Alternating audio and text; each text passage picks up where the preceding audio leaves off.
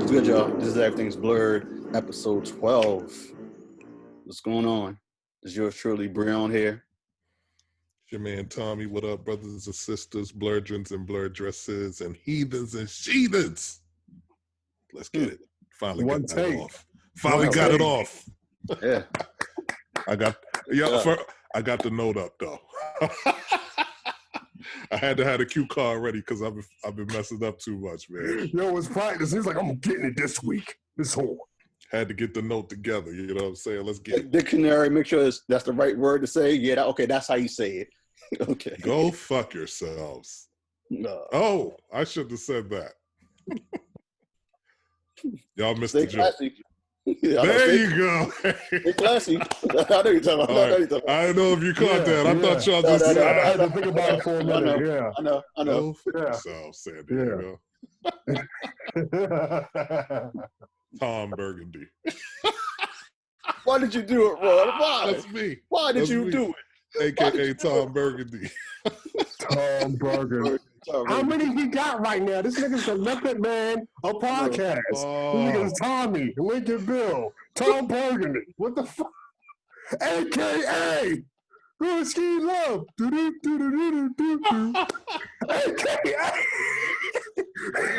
Release the hoes.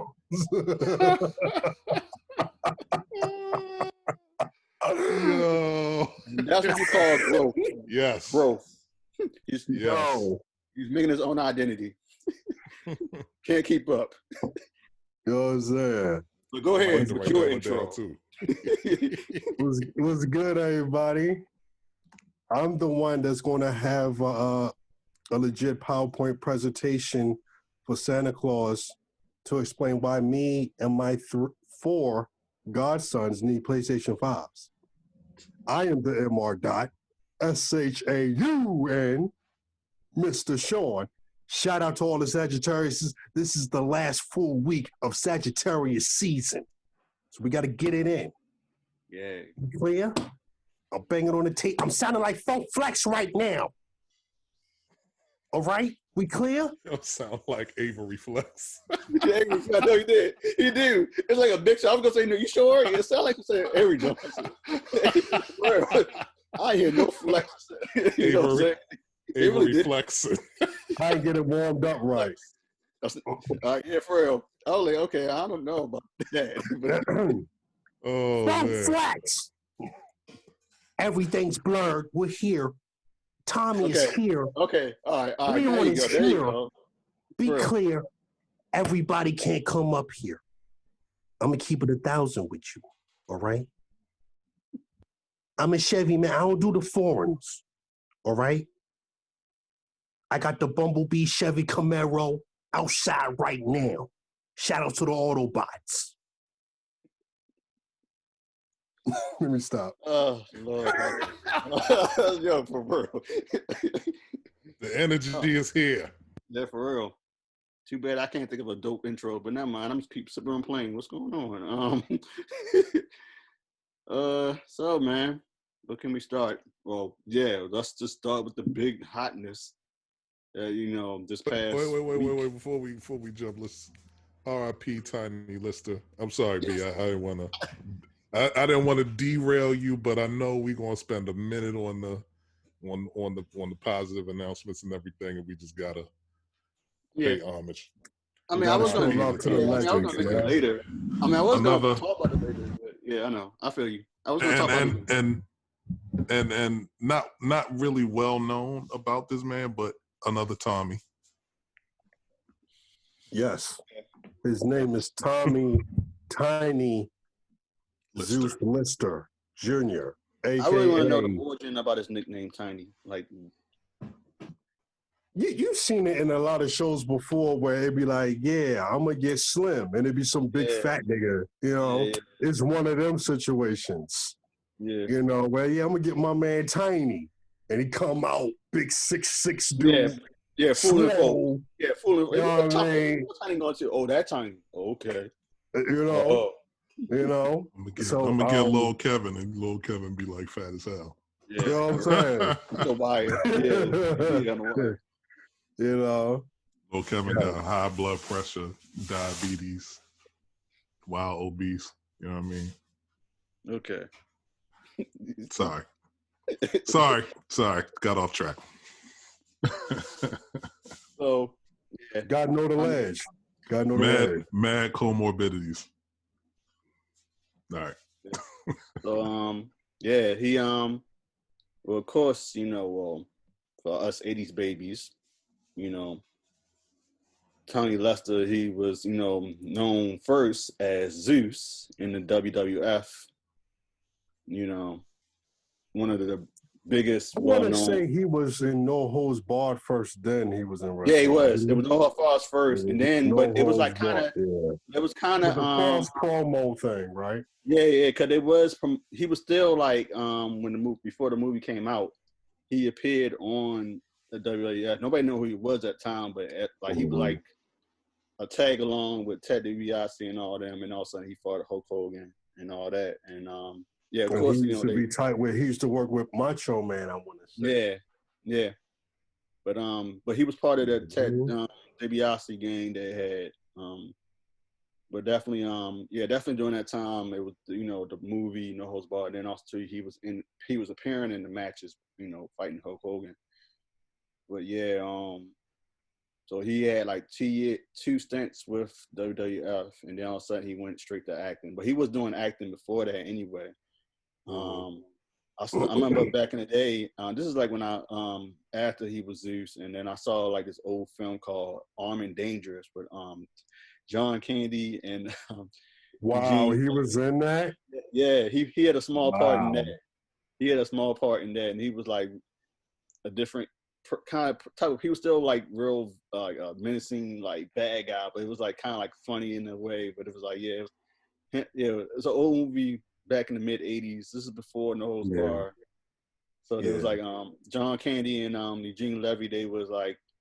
They wanted to be cops, but they was like two bowling.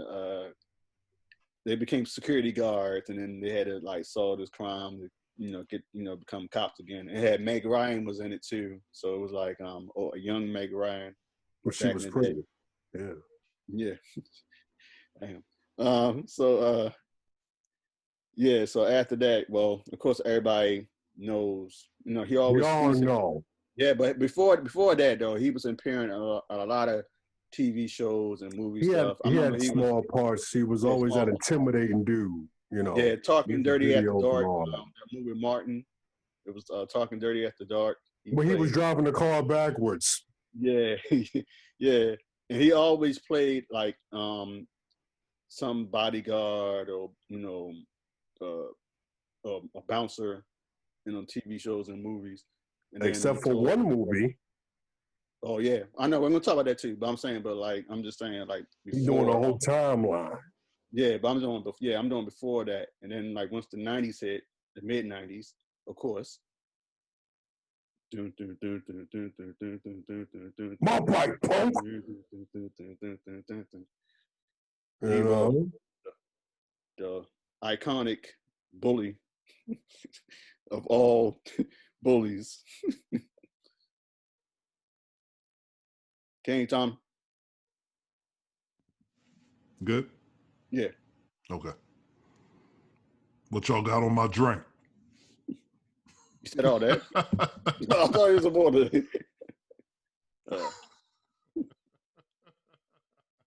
I had cats that on social media, they were like, yeah, I'm going to get 240s in honor of him. Somebody was like, is the funeral going to be Friday or next Friday? Yeah, and I was like, too soon. I know. Yeah, too soon, yo. Come on, fam. Yeah. Come on. Yeah. Yeah, I saw that too. But yeah, Deebo was like, well, he was definitely well known for it, but of course, and also too, the other role that it was different. He played President Lindbergh. He played the president. He was like one of the first black presidents you saw on screen between him and Morgan Freeman. Yeah. You know what I'm saying? So he played President in the Fifth Element. Look at that range, son.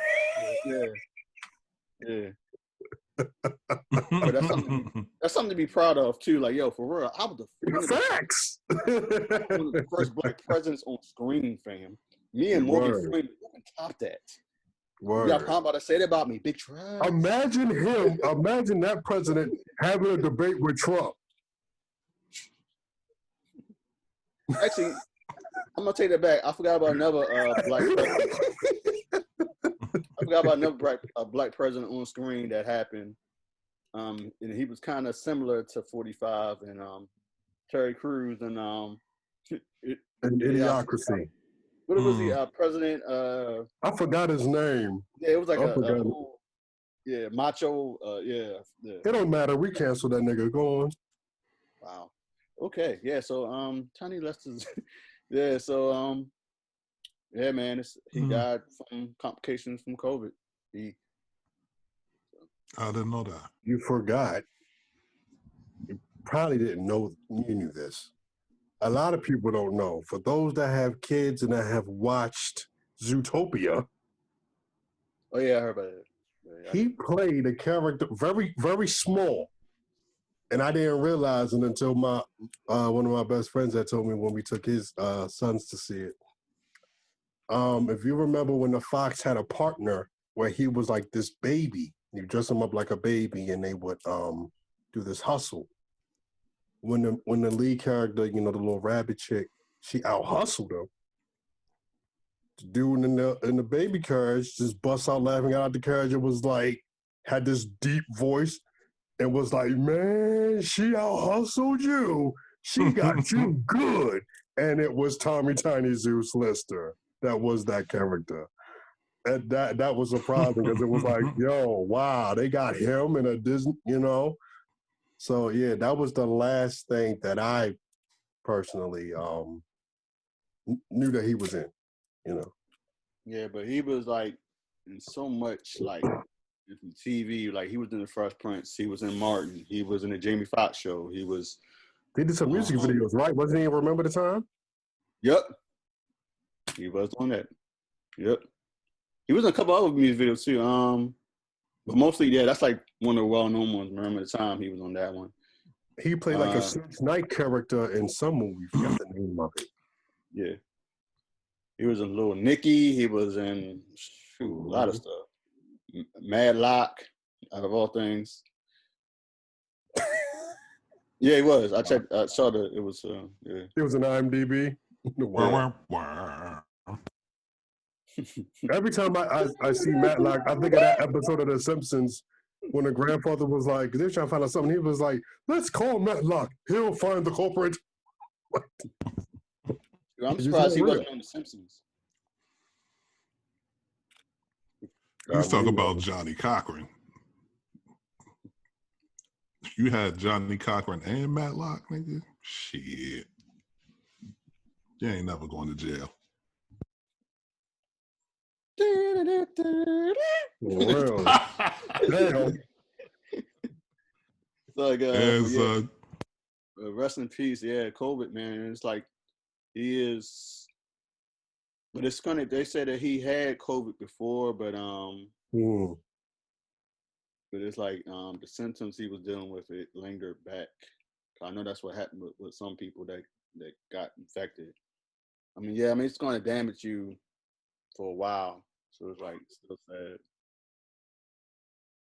So I've been told. So yeah, so it's crazy because like also too it's I wasn't familiar with this guy, but he also got hit, but he died from COVID. He was a well-known icon, Charlie Pride.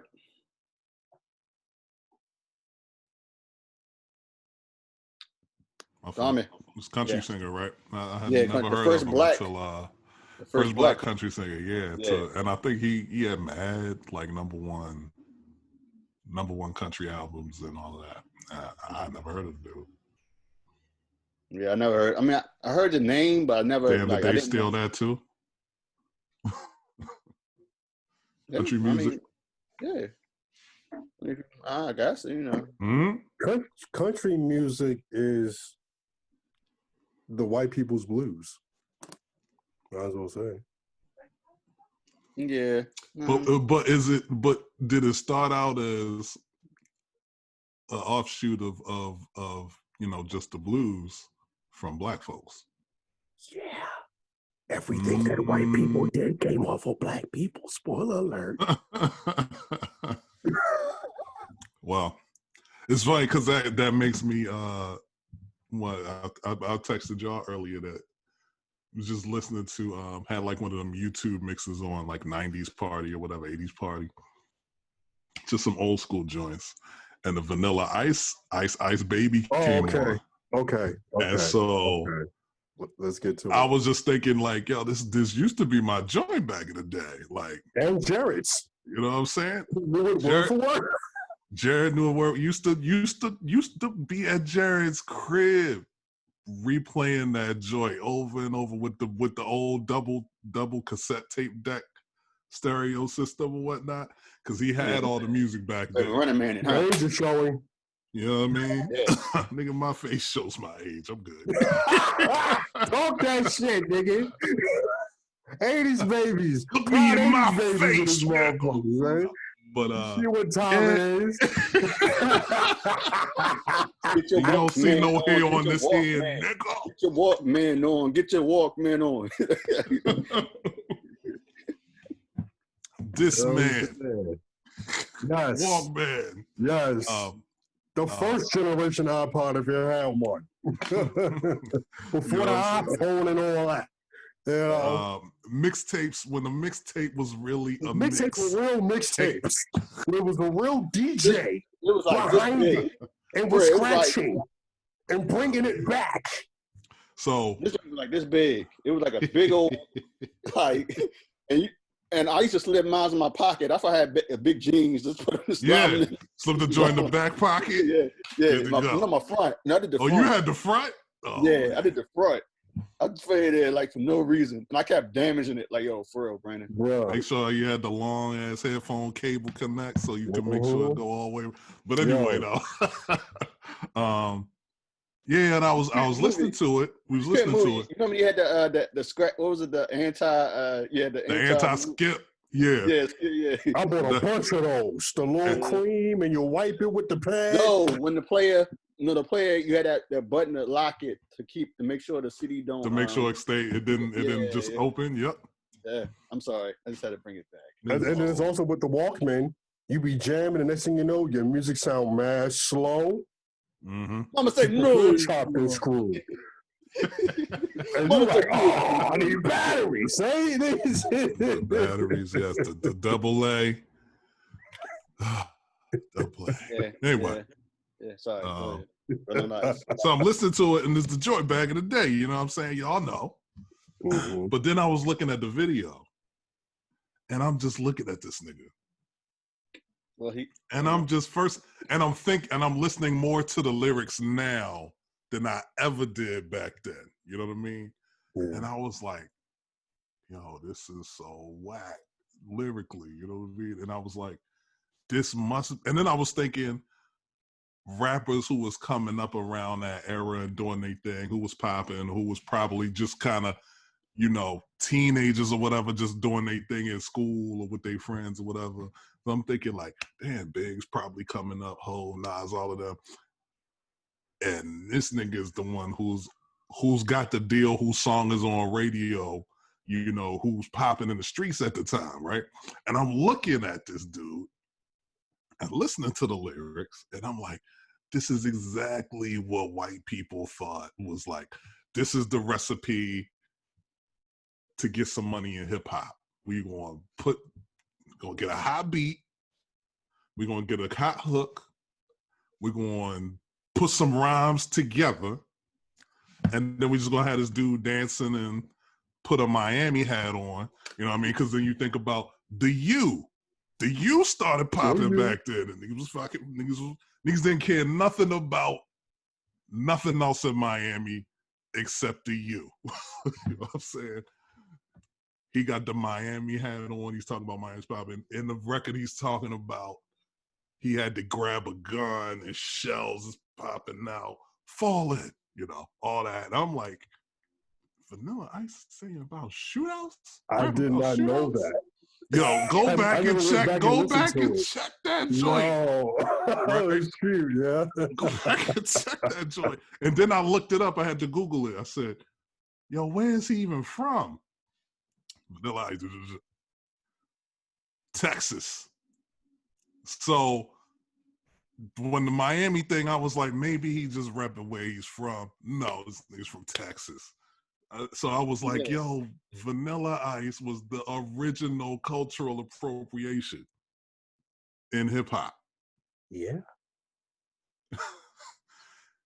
And 30 years later, it just smacked you right in the face. You, right. You know what I mean? Like if we all go check that joint on YouTube or whatever, you're gonna be like, in your Jules from Pulp Fiction voice, it came to me like an epiphany. That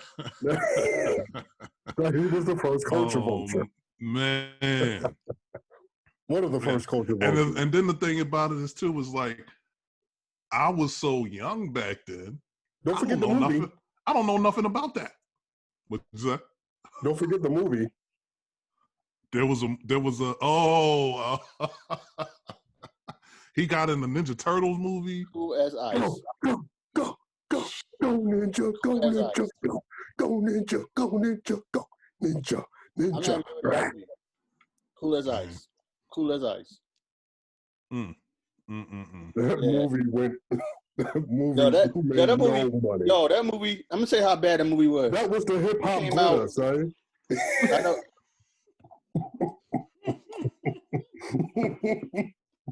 Yo, that movie. Damn. I'll tell you how bad that movie was. It was in the theaters like.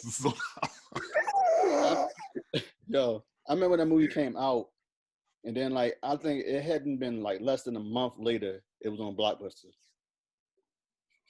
That's the record from back then, yo. That's got to be a record. That's the equivalent of grand opening, grand closing right there. Yeah, that was the quickest I saw like a movie and what year was that?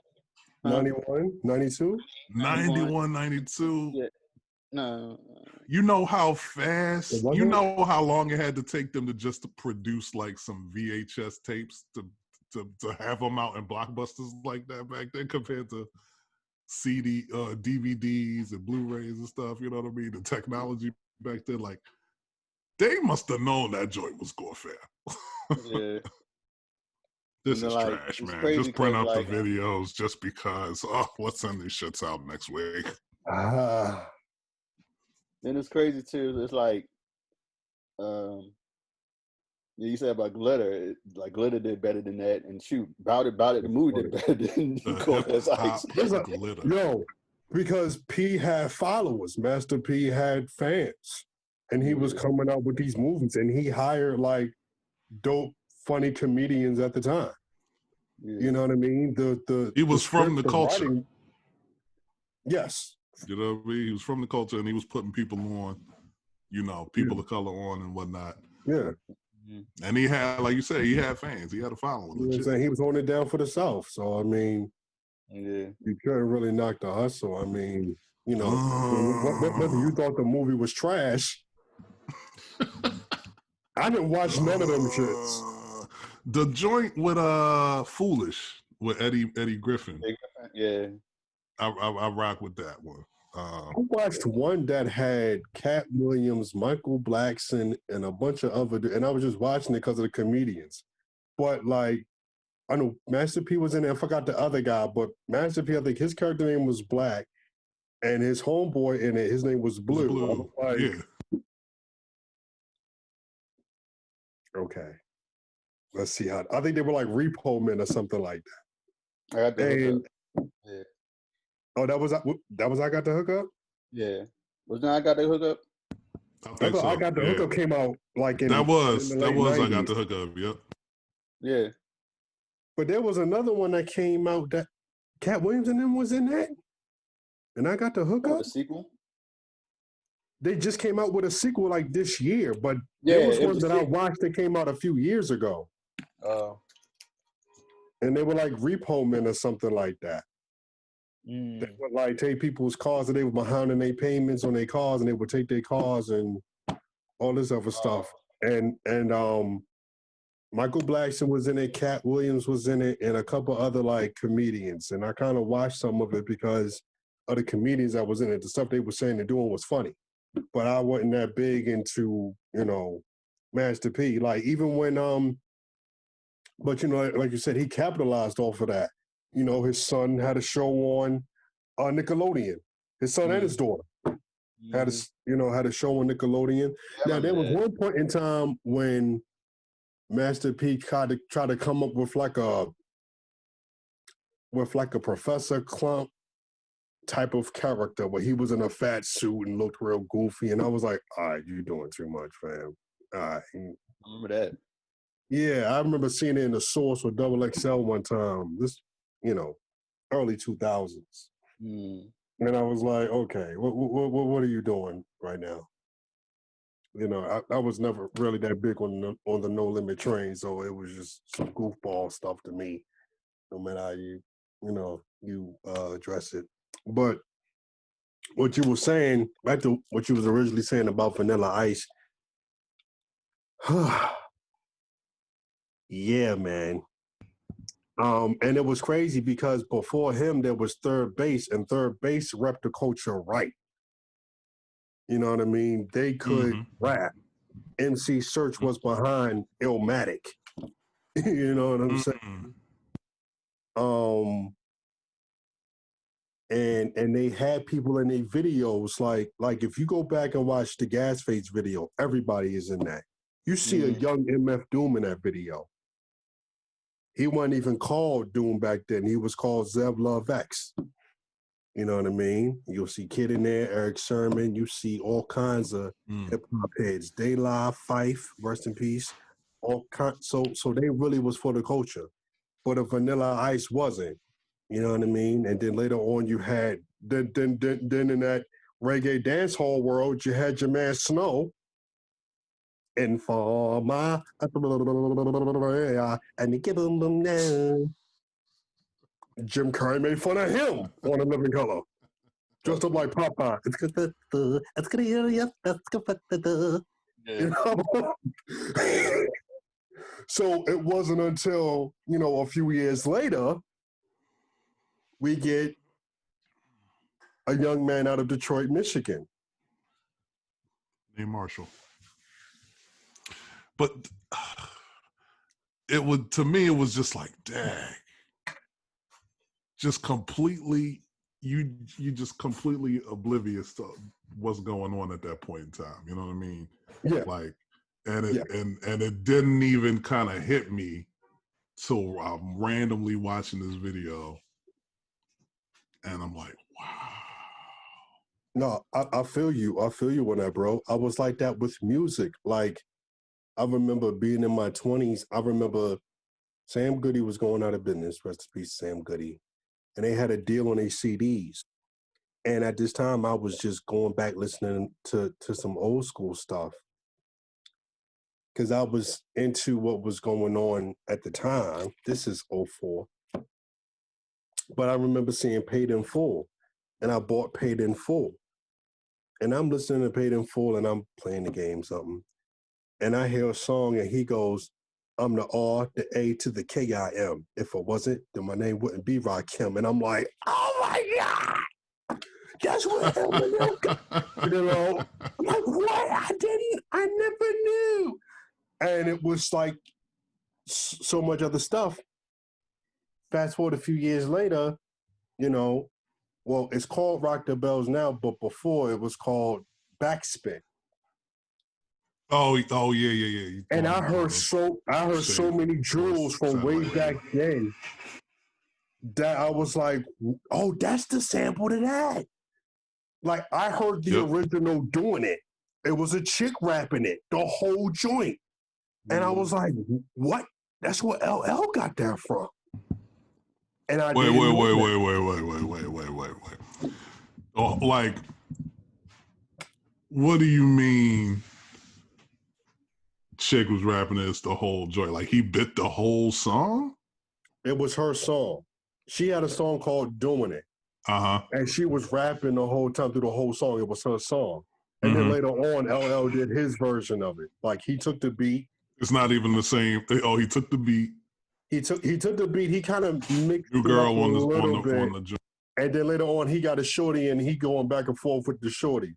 So his was different versus the original, where it was a young lady rapping the whole time, talking about doing it. You know what I'm saying? Damn. So yeah. So and when that song came out, that was in the 80s. So and it's like so many other joints that came out. To this day, when I hear samples of records, I get excited. Sometimes I get mad because I can't think of the sample right then and there, and it bothers me. Like case in point, I'm gonna go super underground, but bear with me. There was an album that came out 2 years ago. Madlib has a brother named Ono who also makes beats, and he's a dope rapper. He has a group with Alchemists called Gang Green. He linked up with a brother named Tri-State. Tri-State is part of Do Rag Dynasty, which is a group led by Planet Asia. Okay, so Tri-State and Ono got this album out. Dope album. Can't think of the name of it right now. But there's a song on there called GTD, and it has the Martin joint. They're like, what is GTD? Got the draws, okay? Got the draws. It has that, but it has two samples. He sampled a record from an R&B act, right? And then the other one I didn't know. I thought it was the same record, but it was two records he sampled. Case in point, fast forward to a few weeks ago, I'm at work. I'm on YouTube. YouTube has it's a live channel where they play Japanese funk and soul and R&B records from back in the day.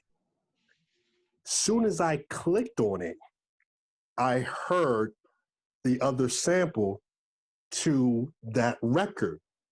Like literally, soon as I pressed play, I heard, because you hear a joint that go Gucci, and you hear the piano in the background and some other stuff and another instrument in the back. And when it hit, I was like, I know that. And I kept hearing the record, and I'm like, oh, that's GTD from the Oh No Tri-State joint. And it was like, and I had to play that album because I was like, yo, that's crazy that I found that just off the strength, just on a humble in a sense.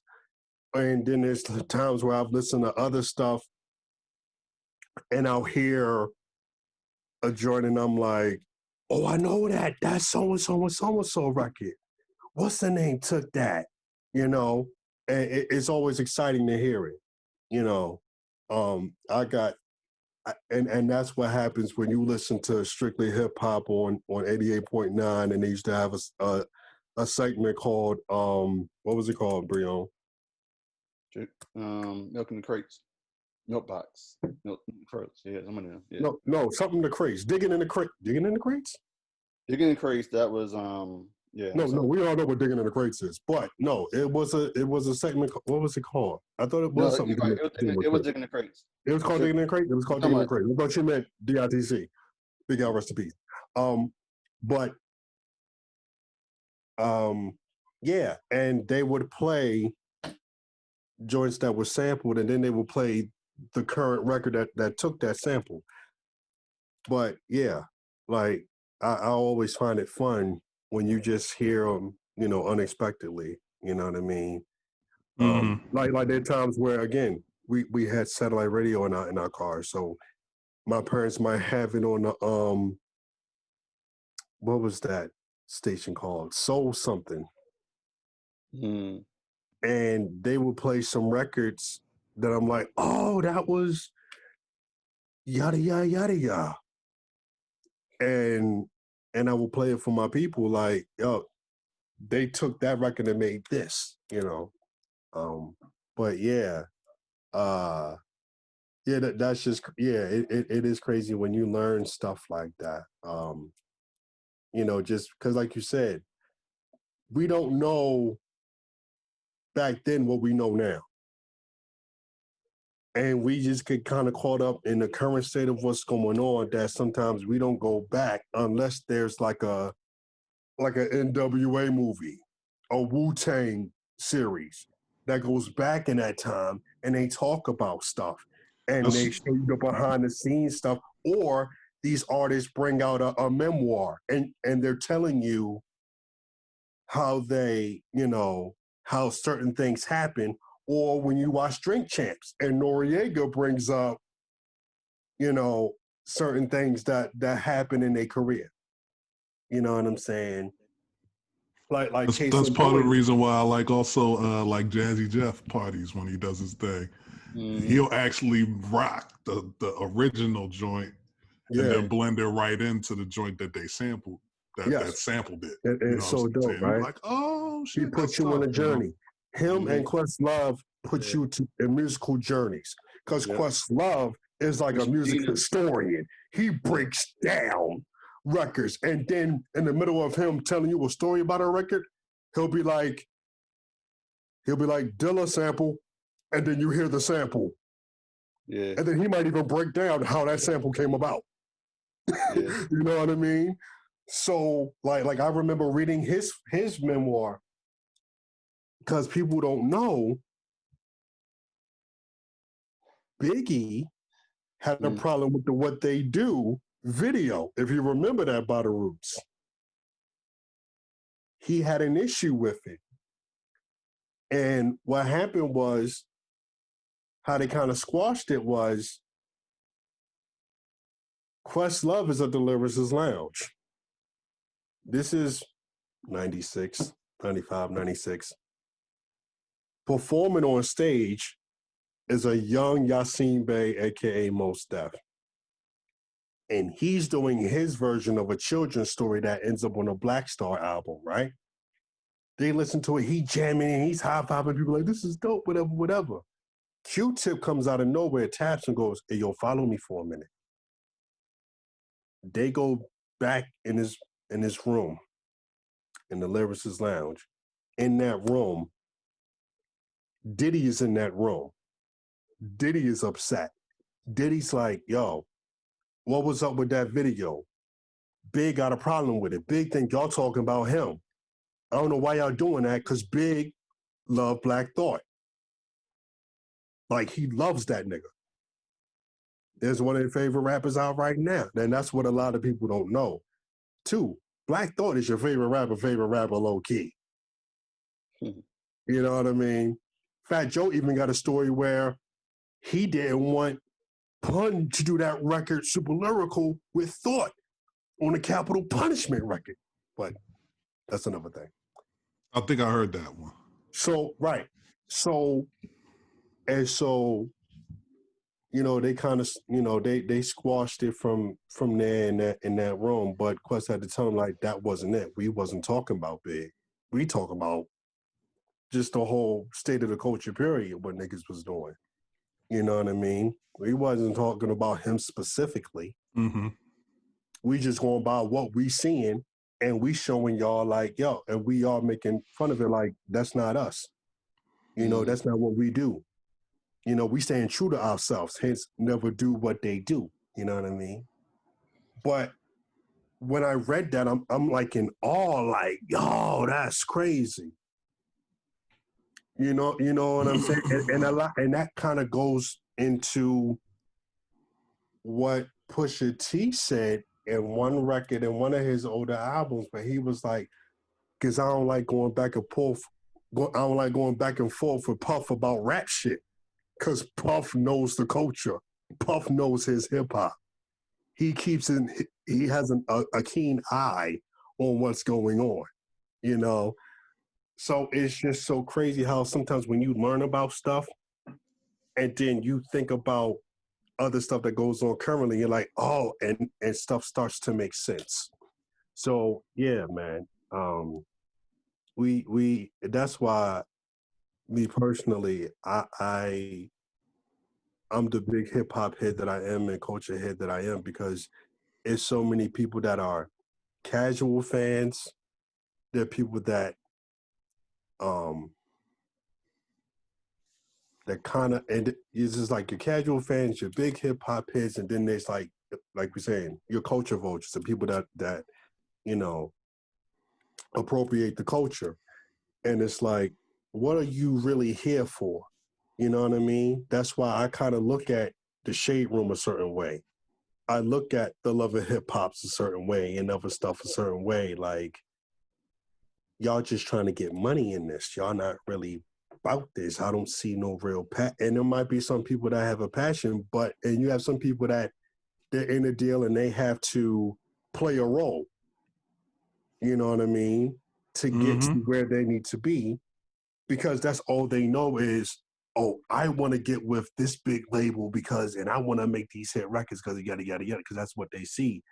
But once they get in the game and they learn the hard way, that's not how you go about it. They got to find a way to bounce back and get these bad contracts, all that. So it's a lot, man. You know, and I'm speaking from this just, outside looking in, just going by what I've read, what I've heard, and things of that nature. You know, like I said, we really don't know about stuff until it's straight from the horse's mouth. Until they put that book out, until they're interviewing a certain person where they feel comfortable enough to reveal this type of information and things of that nature. It's like, oh, okay.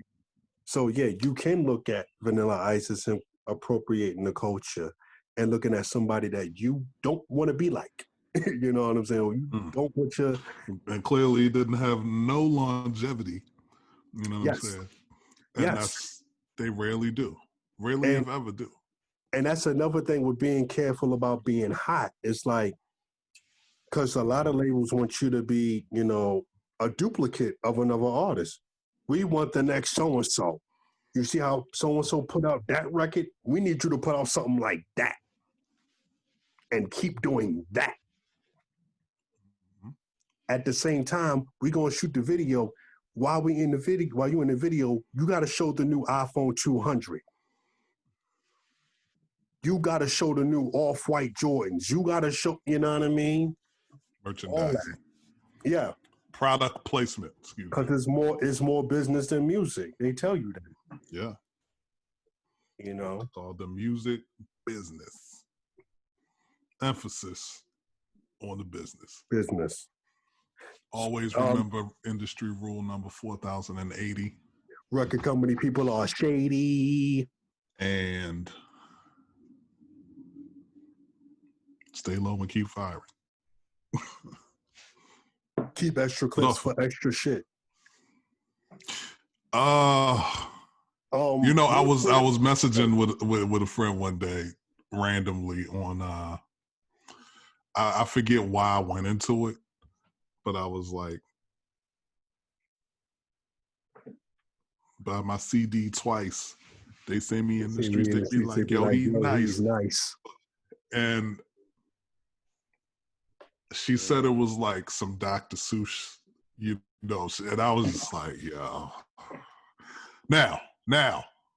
How old is she? 40. Now, in her defense. I'm out. In her defense, I was not expecting her to recognize that. If she did, it would have been like, oh! Wait. In my tummy voice. Wait. So what you're saying is, so is she like legit? Did she just turn 40, or is she in her 40s? Like legit, just turned 40 within the last. Oh, she should have known that shit. Fuck up. Like, you're born in 1980. She is not of the culture. We say that, Okay. She is not of the culture, so she's like a casual fan. I wouldn't even say that at all. Wow. I wouldn't even say that. So this is like an R&B head or something? She's probably more like a Christian rock pop Oh, head. holy, holy, holy is the Lord God Almighty, who was and is to come. Yes, exactly. Exactly. Shout out to Prairie Hall Baptist Church. I love my church. I ain't been there in a minute. Y'all know the vibe. Wow. I was gonna say, you know what it is. Yeah, for real. You know what it is. Son, I ain't gonna lie. I can tell you hip hop this, hip hop that all day. But when Toby Mac come on, I'm gonna turn up. Toby Mac is dope. I like me some Toby Mac. And I like Casting Crowns. I love them. They're dope. You know what I'm saying? NF is doing his thing. He's probably a more popular Christian rapper than Lecrae right now. He has the theme song for Monday Night Raw. A Christian rapper. Niggas getting body slammed off a Christian rap song. We get here.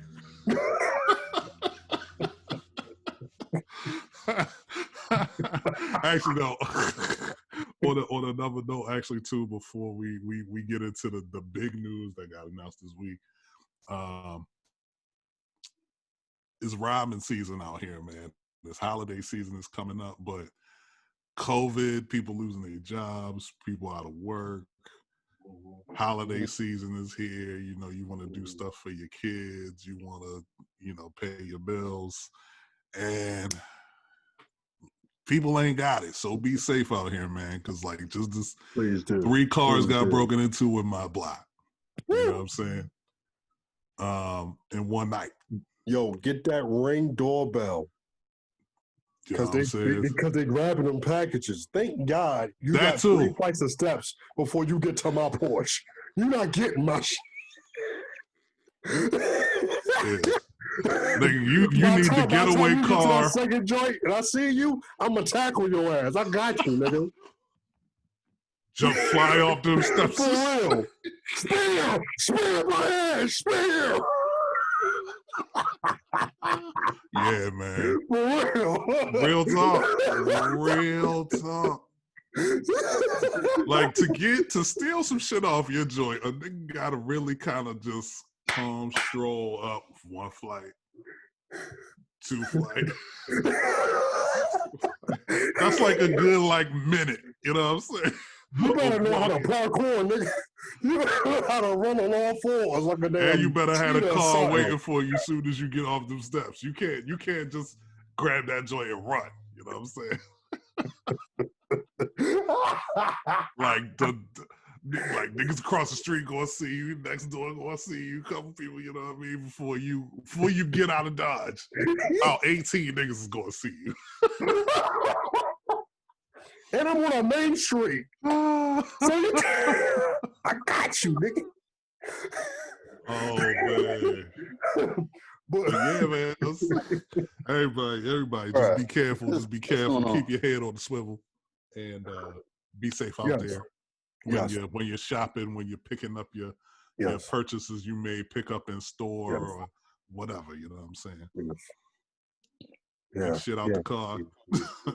Don't leave nothing in the car except CDs, because niggas don't steal CDs. Word. I know. All my CDs untouched. My Corolla is the last model of Corollas to have a CD player. It's 2017. So. So after that, it's the aux. You know what I mean? Exactly. The aux or the Bluetooth. Yeah. But yeah, man. Yeah, man. So let's stay on music real quick. Did anybody see the Verzuz last night? Ashanti versus Keyshia Cole. Anybody see that? It was canceled. Yeah. It was canceled? So no, it wasn't canceled. It was gonna edit that part. No, it wasn't canceled though. No, for real. It was no, because you didn't know. So Ashanti tested positive for COVID hours before the Verzuz was supposed to happen. So COVID strikes Verzuz now. It's been postponed until January. Yeah, January. But I did hear that they confirmed Lil Kim versus Foxy. Okay. Okay. I did see an article that that I think that one has been locked, and I think they said it might be the next, but or whatever. But I did see an article earlier this week that Lil Kim versus Foxy. I know one person that said they got Foxy winning it. Shit, no.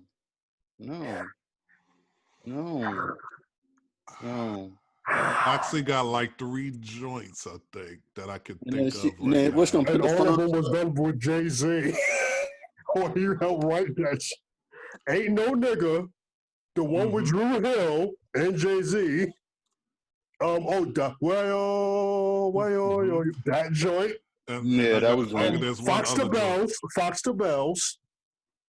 I'll give her affirmative action if she plays affirmative action. I got Al B. I was counting Al B to join with Hov. Yeah. Plus the 3 you mentioned off the top, so that's 4 for me. And then everything else.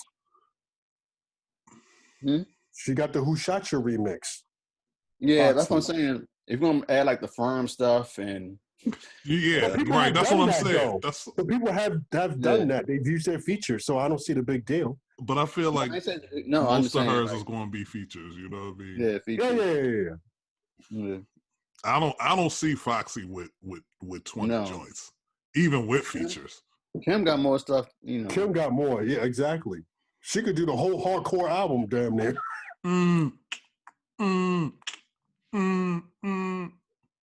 Okay. You got it going on. What? Yep. I'm not saying none of them lyrics at all. Melissa got that. Spit it, Melissa. Go ahead. Yeah. That's when I used to do right? Oh my God, it's my jam. Oh my goodness. Right. And another one, and another one. Even got nerves in the Marylands. I'm like, wait a minute, Marylands? What? Last I checked, we're the only Maryland. What are you talking about, ma'am? Ma'am? If you said Dakotas, yes. Dakotas, yeah. Or the Carolinas. Yes. Yeah. I don't know. Yeah, so I definitely got Kim winning that if that happens though. Oh yes, definitely got Kim on that. You know what I mean? Or y'all think like Remy, they would ever have like I was thinking, okay, they got Kim and Foxy. If they did any other female MCs, who would they have? Who would be a good one for Remy? It wouldn't be 20 because I don't think Remy got 20 in the cut. Like that. You would have to knock it down to like 5, 6. Papoose joint feature Remy, you know what I'm saying? Or some Terror Squad joints, you know what I'm saying? Squad, she got the Annie Up remix. She got some. Yeah, true. She got some joints. I mean, you know, but it would have to be her versus Rhapsody. Let me stop. Yeah, okay, nah. I don't even think, and just that battle alone wouldn't make sense. But I don't even think Rhapsody's music style is kind of set for battles because I don't think she has like the bangers that just like people. She don't have bangers. She just got like mixtape hits and like. She got joints that's hot that like if you rock with lyrics. Yeah, that's what I'm saying. You rock but with Remy Ma's also a lyricist, so it's not that far off. It's not that far off, to be honest. What'd you say? So you think Remy is in the same class? Not unless you do Rod Digger versus if you do Rod Digger versus Remy, maybe that might make more sense. They both kind of came out right. Well, Rod Digger came out earlier than Rem. Yeah, that's what I was gonna say.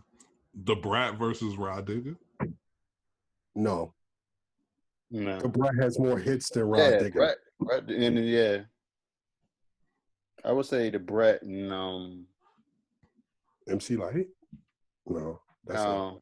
no. I'm trying to think who you can match the Brat with, because ain't too many like female rappers that was out back then like that. Wow, crazy. I don't think so, but I would just throw the name out there. Latifah. Nah, because that's like the T-Fan Light. You know, do Latifah versus Light. Yeah, that's like same thing. If like I remember, like probably Missy, maybe, but Missy got more hits than Brett. Missy versus who? The Brat? Yeah. Missy will smoke her. She has so many hits and she's written stuff. Yeah. So no, there's no match for Missy. As of right now, there's no match for Missy. There's no match for Mary J right now, or no competition, I should say. The same difference, but I think Missy and the Brat would be entertaining though. I do think I agree with y'all that Missy definitely got just more hits, more writing credit, you know, hands down. But yeah, I think it would be an entertaining battle to watch. I don't know. I don't know, man. Yeah, no. They still like because they were gonna link Missy with Janet, and then Swiss like he declined that joint because it was like, yeah, it's not. My dumb behind actually said Madonna versus Janet, but I don't think Madonna knows what a versus is. I was just thinking two pop icons. Probably no. I don't know. Like, yeah, she probably She has a heard babyface joints though. that was rocking though. What? That was the one that Babyface wrote for to take a bow and that was dope. Yeah. That was another one? Yeah, he had like but no, I'm assuming she knows. She probably heard about it. No, like she got a social media social page. Well, I don't know if she would be up for it. She might be. I'm like this. I'm like if Patty and Gladys did it, yeah. why not Madonna? Yeah.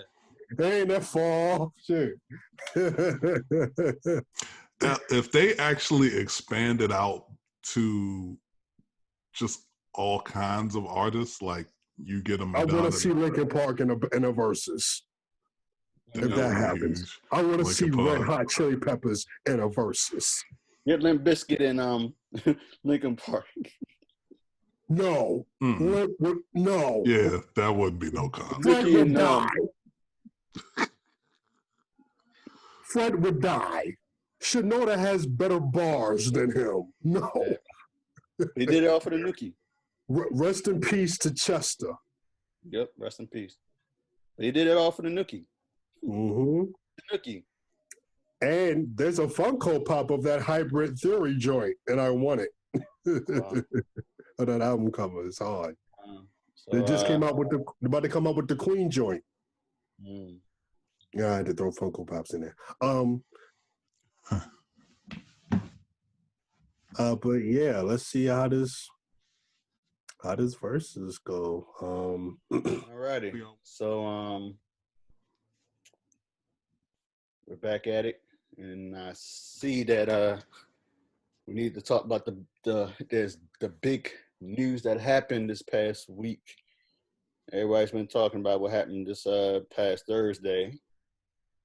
And then you had the Disney Investor Day.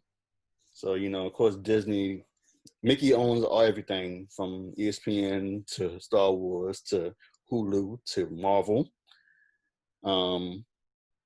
So pretty much, this is like their DC fandom, I guess. This is their, since, HBO Max made it known, like, hey, we dropping everything with Warner Brothers, with their films and, putting it out, on the same day of the release of the theaters and also to put on HBO Max. So let's go ahead and announce a lot of stuff that's happening with all these different. The next bomb dropped in the streaming wars.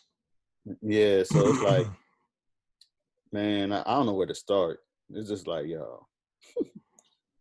Well, for those who are not familiar with what announcements have been made, well, actually, how about we just go down the line?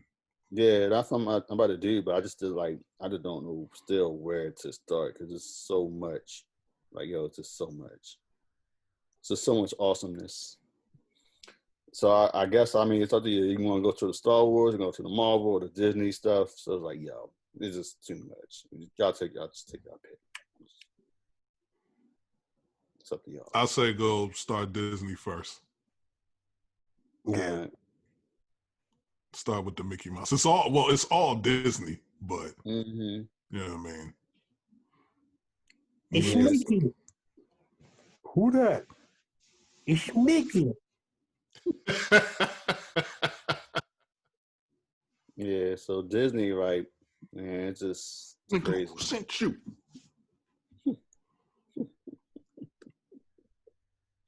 That's funny.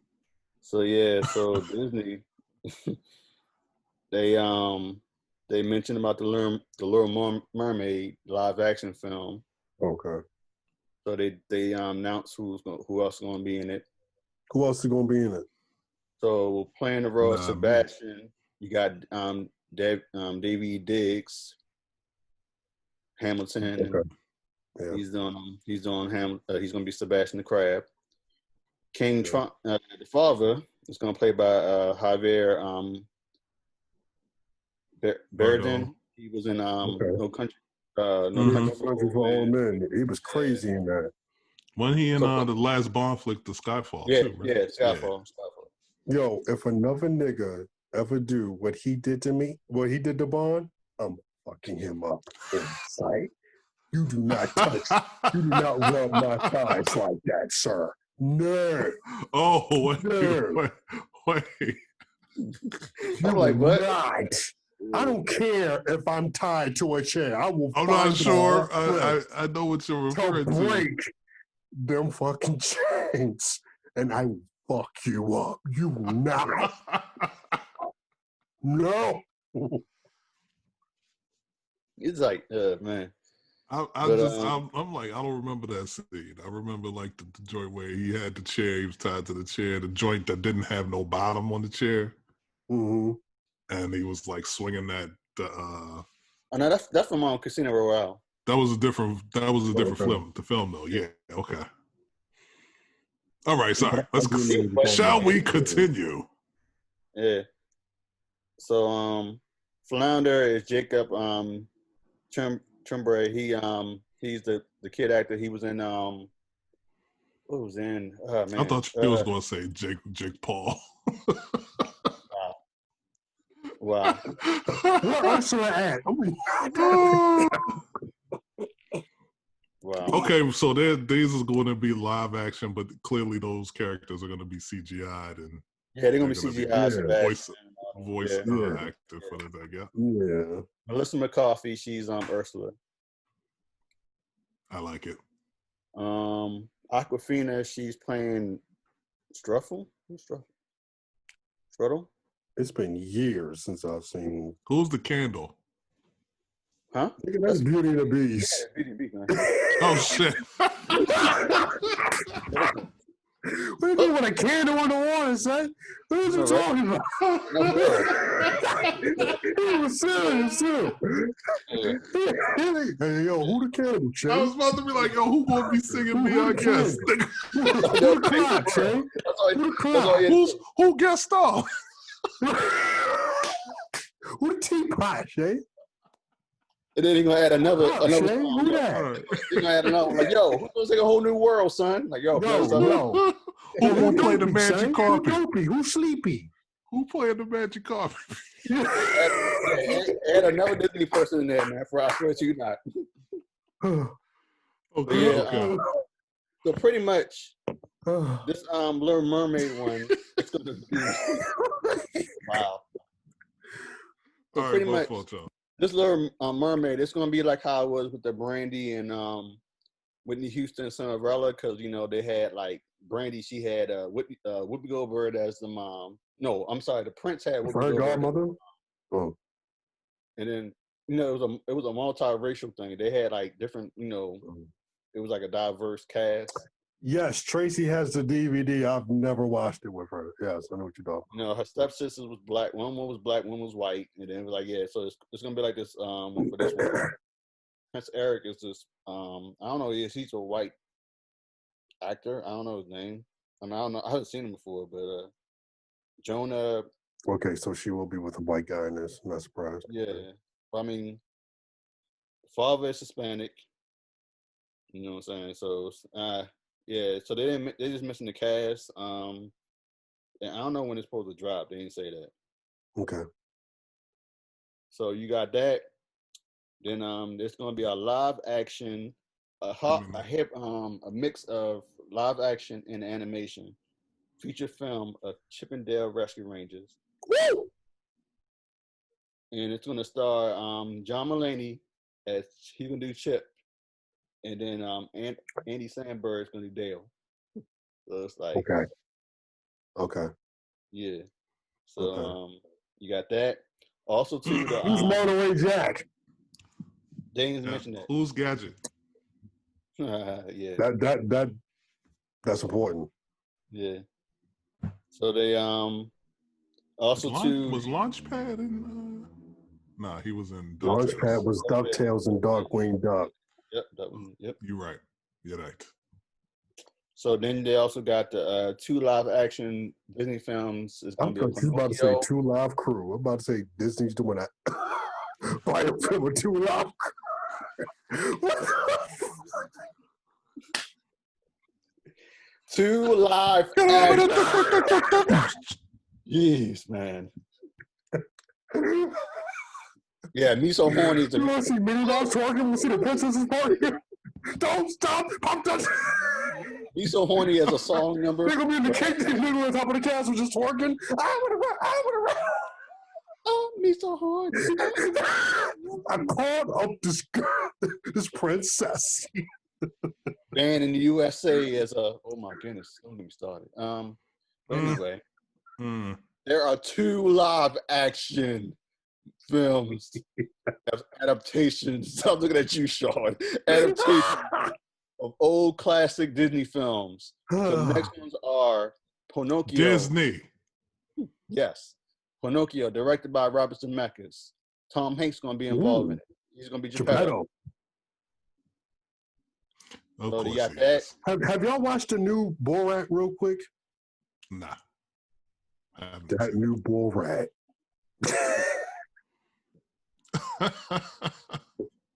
Son, like that. once you get to the end,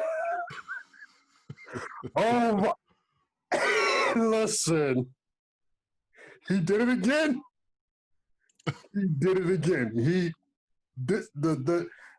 As stuff was going on, I knew what was going to happen, but when it got to the end, I wasn't ready for that, and everything made sense, and everything was current as far as like what's going on in the world. Mm-hmm.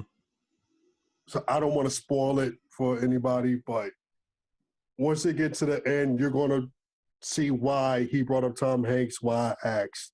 Tom Hanks is kind of in it. So, and I said current stuff. Yes. Yeah. Okay. I'm sorry. He said, go ahead. Yes, Pinocchio, Robert Zemeckis, Tom Hanks. Geppetto. So you Who's got, Jiminy Cricket? They just mentioned Tom Hanks. They ain't mentioned nobody else yet. Okay. So they're still in the works. Also still in the works is the Peter Pan and Wendy. So you got Jude Law as Captain Hook. And it's too much of a pretty boy to be Captain Hook. That's the whole. And then the role of Tinkerbell, a black Tinkerbell, Zoe from Blackish. Yasha heard she going to be Tinkerbell. Which character is that? Huh? Zoe, the daughter. That's the oldest daughter, right? Oh, the one that directed the movie with Regina Hall and. No. That's the youngest. That's the youngest. You talking about Grownish? Grownish, yes. Yeah. Okay, yeah, you would have said Grownish. I didn't know. Also, too, they did mention about Sean. You're gonna be happy for this one. There's gonna be some Disney animation animated series So Zootopia is one of them. Right. I've even said when that movie was done, I was like, they could either do a sequel or a show. It was so dope. I really enjoyed that. Yeah. Okay. So Mulana, she's going to have her own show on Disney Plus too. Why would I be happy about Mulan? No, I'm just saying all the show. Anyway, you got Tiana. I mean, the Zootopia one, yeah, that's cool, but I thought it was something more big. Okay. Bimax, the Big Hero 6, they're gonna have a show too. They already got a show. Huh? Big Hero 6 already got a show. But this is called Bimax. It's another Bimax or Baymax? Baymax. Baymax, okay. Yeah. So you got that. You got Tiana, Princess the Frog. She got I'm gonna cut you off. So what is Baymax about? Is it just he's solo now? I don't know. They just mentioned the names of the shows that's coming out. They ain't talk more about it. Okay. So you got the Zootopia one. Okay. Tiana, that's she has her own show, and then also as her, right? Huh? Or as the frog. Tiana, Princess Tiana. Princess and the Frog. No. I'm asking, is it just as her, or is she the frog still? As her. Good. Okay. I had to ask because when they gave us the announcement that, we're getting our first black princess, a good portion of the film, she was a damn frog. And it was like, I get it, but no, like, I want to see her, more of her. So I'm glad she's getting her own show. That's good. So we have that. We also have so much. Let me see. Yeah. So the first Asian, I want to say, the Asian American cartoon that's gonna come out, Raya and the Last Dragon. It's supposed to come out in March anyway, but it's gonna be on Disney Plus as well, March the 5th. And the voice of the character is by Kelly Marie Tran, who played Rose in the Star Wars Last Jedi and Rise of Skywalker. So she's getting more to it. So that's gonna be cool. Also, too, they working on this sci-fi animation series that Disney is gonna work with a Pan-African entertainment company, and it's gonna be like to me, it's like kind of like a bite off of Wakanda, but it's like they get it another name. So it's like just curious to see how they're gonna, like, what's the difference between that city and Wakanda. But it's like gonna have black characters. So that's probably something they're working on too. And then that's pretty much. Oh yeah, and there's gonna be a Lightyear. Buzz Light. They're gonna be telling the true story of Buzz Lightyear. He was inspired by the Buzz actor in the real life astronaut. Buzz Aldrin. Mm-hmm. So Chris Evans is gonna play the voice of him, and it's gonna be in theaters in June.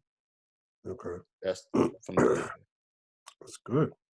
Yeah, so that's so far what Disney's been up to. So I can move on to whoever's the next Marvel or Star Wars. Who you got? You got to end it with Marvel. Yeah, one or two. I'm just going to say off the top though.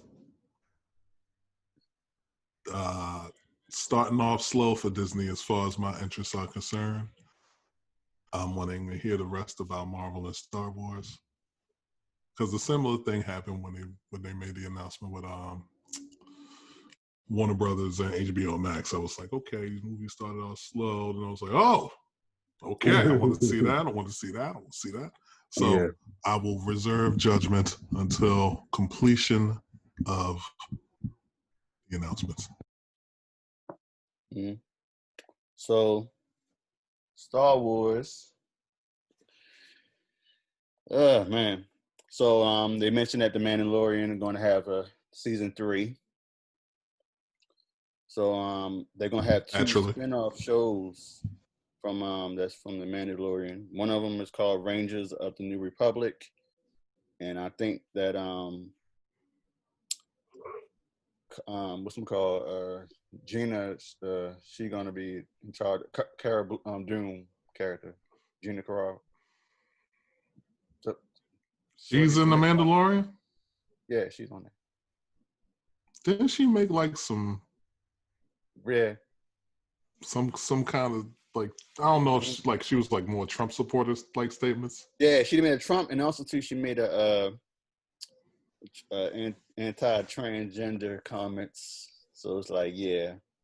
So that's, but the Rangers of the New Republic, that's going to be one of the new shows. Is that going to be based on anybody she plays? Isn't Gina Carano the MMA? Gina Carano? Oh, her. Yeah. For some reason I was thinking about the girl Jane the Virgin. For some reason I thought I was talking about her. Yes, Gina Carano. I used to have a crush on her. Yeah, she's a Trump supporter. Yeah, she made some comments about the vaccine and all that stuff. So it's crazy. Damn it! And also too, like She's I not said, that good of an actor anyway. Sometimes she sounds like a robot when she be in movies, but she can fight though. Yeah. So we got that. And also too, so Star Wars got 2 other shows. One is called Visions. They ain't talk more about that, but they got that happening. They're gonna have a show based on the droids, the original droids, CP3O and all them. So it's like, yeah, they're gonna work on that one. And also it's another Mandalorian spinoff of well, y'all guys didn't get a chance to. I'm watching the second season. It's a character on there that's like a fan favorite, and she getting her own show. So that's all I got to say. So that's also this too. They're gonna do a Willow. Dawson's character, right? Yeah. Okay. Well, yeah, her. She's from before the Mandalorian, so yeah, she was on the Clone Wars. So so she getting her own show. Then you got Willow, based off the old 80s flick. When I saw that, I immediately thought of you. Yeah, we saw that in them theaters, man. Yes, you were super hyped. I don't remember that movie worth a damn, but I remember you being super hyped. Yeah, that was a good film. It was. But of course, you got Soul, the Jamie Foxx joint that's going to come out. Can't wait. So Jamie Foxx, Angela Bassett, Questlove, they doing the voices. And Tina Fey, she in that joint too. All right. So moving on to Star Wars, then we have, of course, the Marvel. That's been crazy. So you got the Falcon and the Winter Soldier. They gonna actually first is gonna be WandaVision. That's gonna be January 15th. Yep. And then on March the 19th, you got the Falcon and Winter Soldier, and they showed the trailer for that. The first trailer for that one is too. They showed the trailer to the Loki series, and that's gonna come out in May. Then you have the trailer for What If. What If is they're like amazing. Twilight Zone type, just pretty much like all the favorite characters. What if they had like a different type of backgrounds or certain situations happen? Peggy Carter. What if Peggy Carter what if she got the super soldier serum? What if T'Challa was Star-Lord? Yeah. So many. It's those are the most likely ones they showed on and also the zombie Captain America was zombie, because that's based off a comic book as well. Based off of Marvel Zombies. They brought them back. They brought that story arc back earlier this year.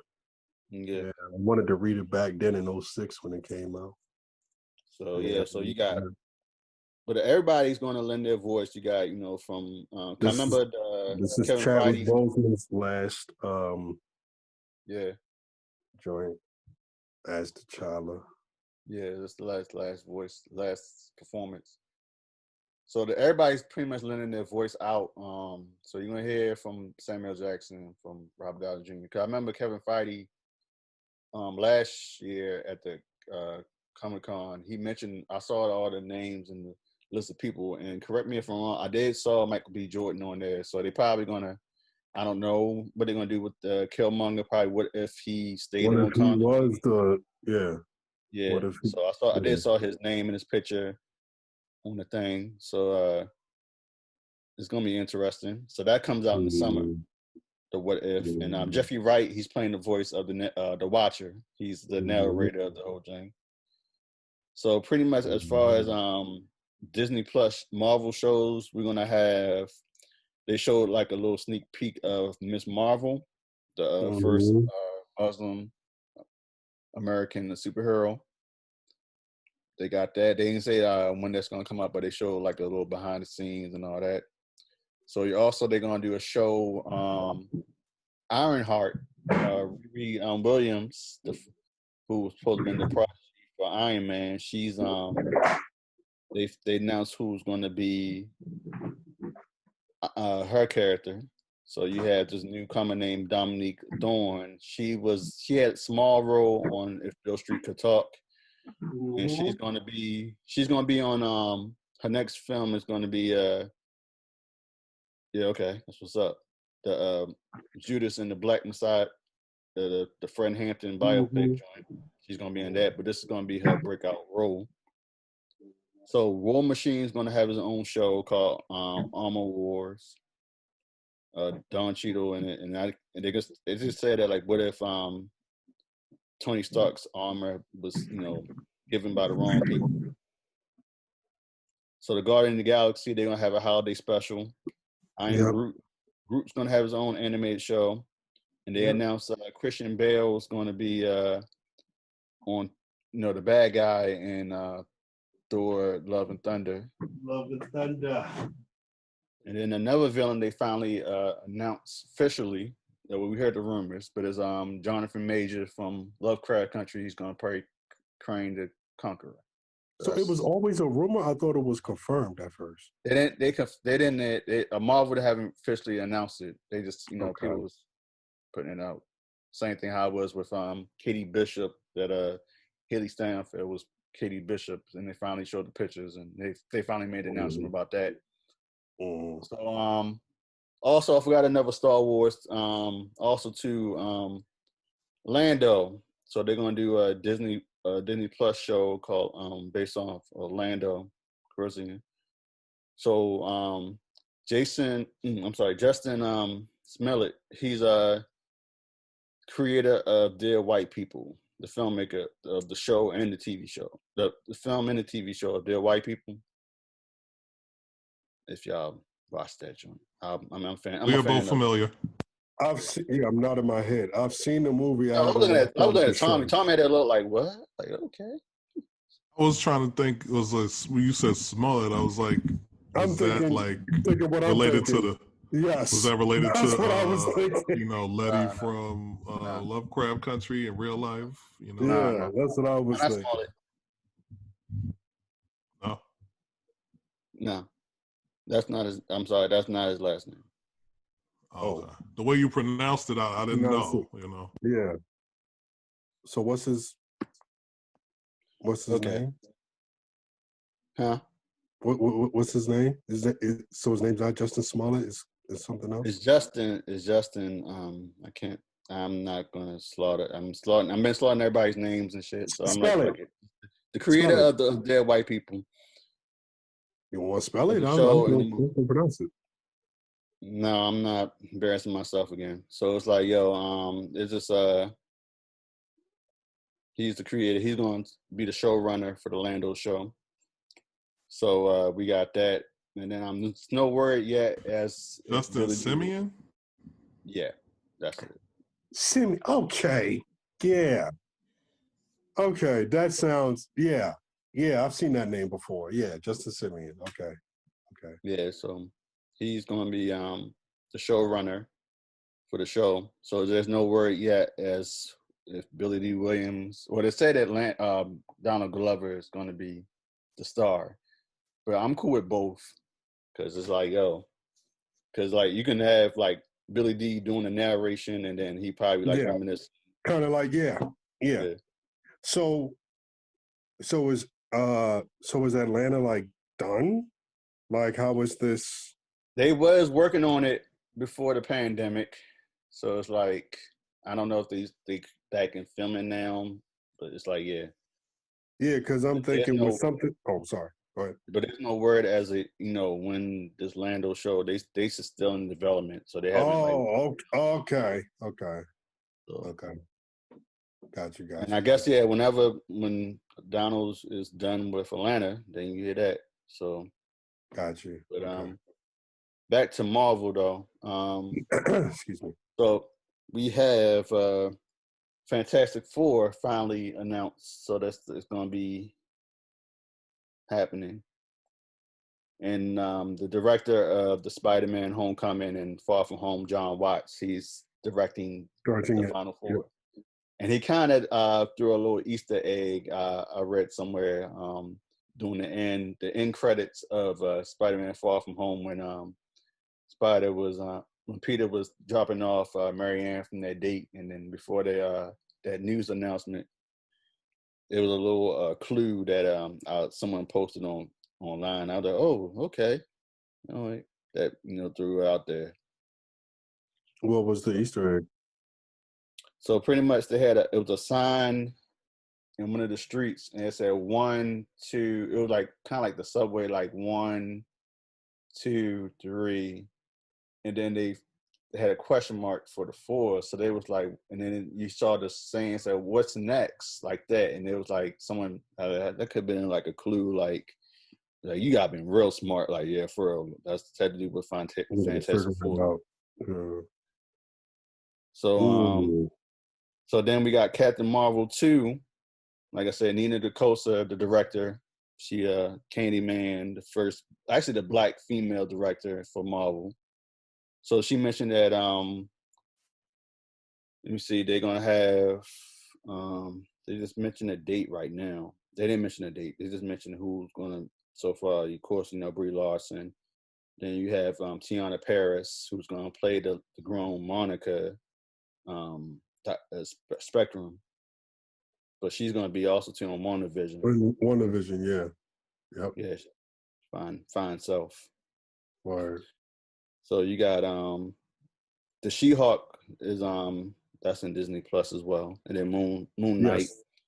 Then also too they mentioned Secret Invasion, Secret Wars.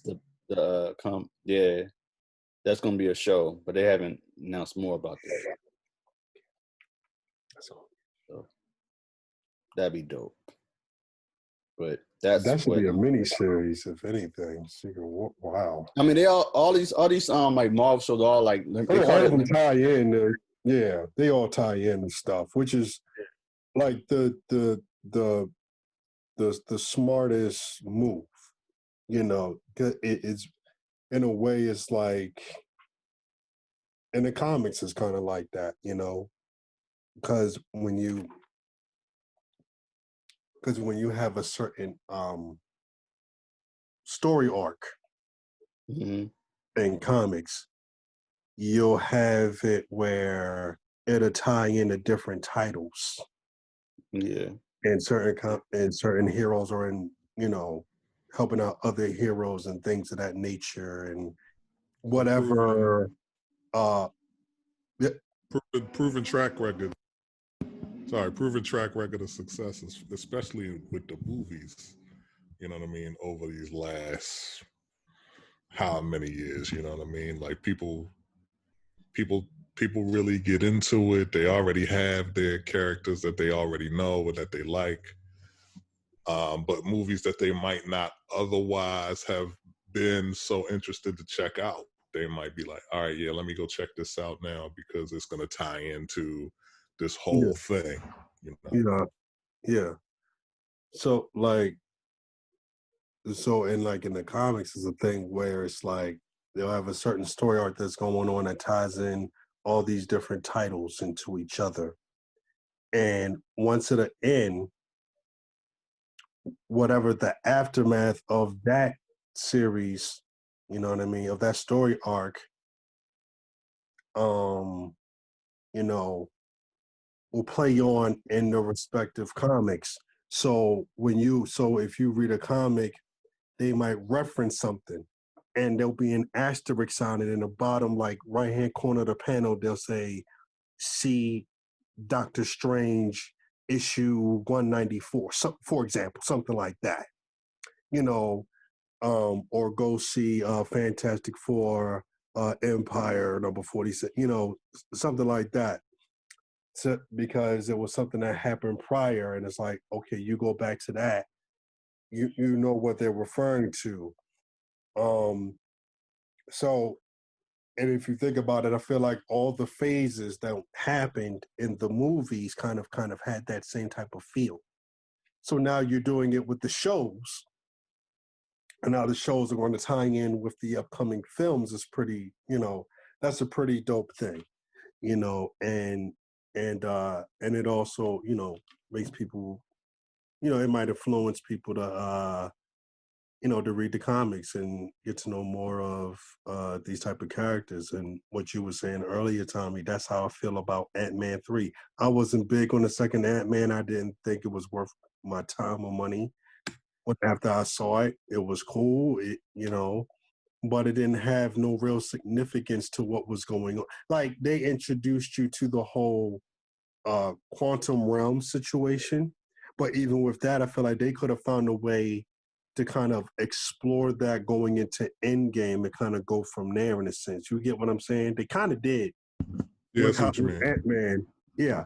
So, but when you say, oh, Kang the Conqueror is the villain in Ant-Man 3, it got me interested, because in the Marvel comic universe, Kang is one of them dudes. He's one of them villains. If I'm not mistaken, no, I don't think he's part of the council. Because there's a council that helps everything in space, kind of like make sure it runs its course naturally. The Watcher, I think, is a part of it. Galactus is a part of it, and a few other characters are a part of it. It's in, I want to say it's in the Infinity Gauntlet. If it's not in the Infinity Gauntlet, it's in Secret Wars. It's in one of them from back in the day. So, but I remember reading about Kang, and Kang is one of them villains. So it's always good to see a top villain in a film.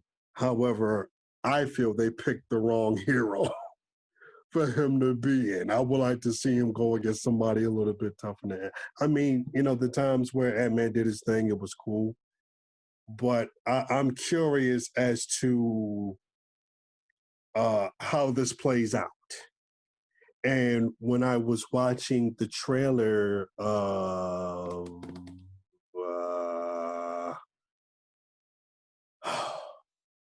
Loki, there were certain Easter eggs, and they were saying that, like, in the buildings, like outside, and I think inside one building that Loki was in or whatever, there's like some statues in the back. They were saying one is of Kang. So goes into, we're saying they all kind of tie in together. So you might see Kang might pop up in Loki or whatever. You never know, But yeah, I'm here for all of it. And the more I was hearing about and watching the trailers for these shows, it made me, I think that was partial reason why I went to Third Eye. I was like, I want to read some comics now. I'm excited. Yeah, so they some more, like, I was like, wow, it's like so much overload. So on the Secret Invasion show, that's gonna be the Nick Fury. He's gonna be starring in it. Sam Jackson's gonna be, and also to the well, if y'all saw Captain Marvel, the aliens, they gonna be part of it too. The Krolls. Yeah, yeah. So is it Secret Invasion or Secret War? Because Secret Invasion is a story arc as well. No, it's called Secret Invasion. Oh, okay, so it's not Secret Wars. Yeah. Okay. So also to She-Hulk, Tim Roth is coming back as Yeah. Mm-hmm. Abomination. Mm-hmm. So is Mark Ruffalo, of course. And Right. if you're familiar with the show Orphan Black, the star of that show, she's gonna play She-Hulk, Jennifer Walters. Yep. So yeah, so like they talk about Black Panther 2 and how like, you know, they're not gonna recast T'Challa. Okay. Right. So how y'all feel about that? I mean, when they said it a while back, I wasn't surprised, and I feel like that's the right move.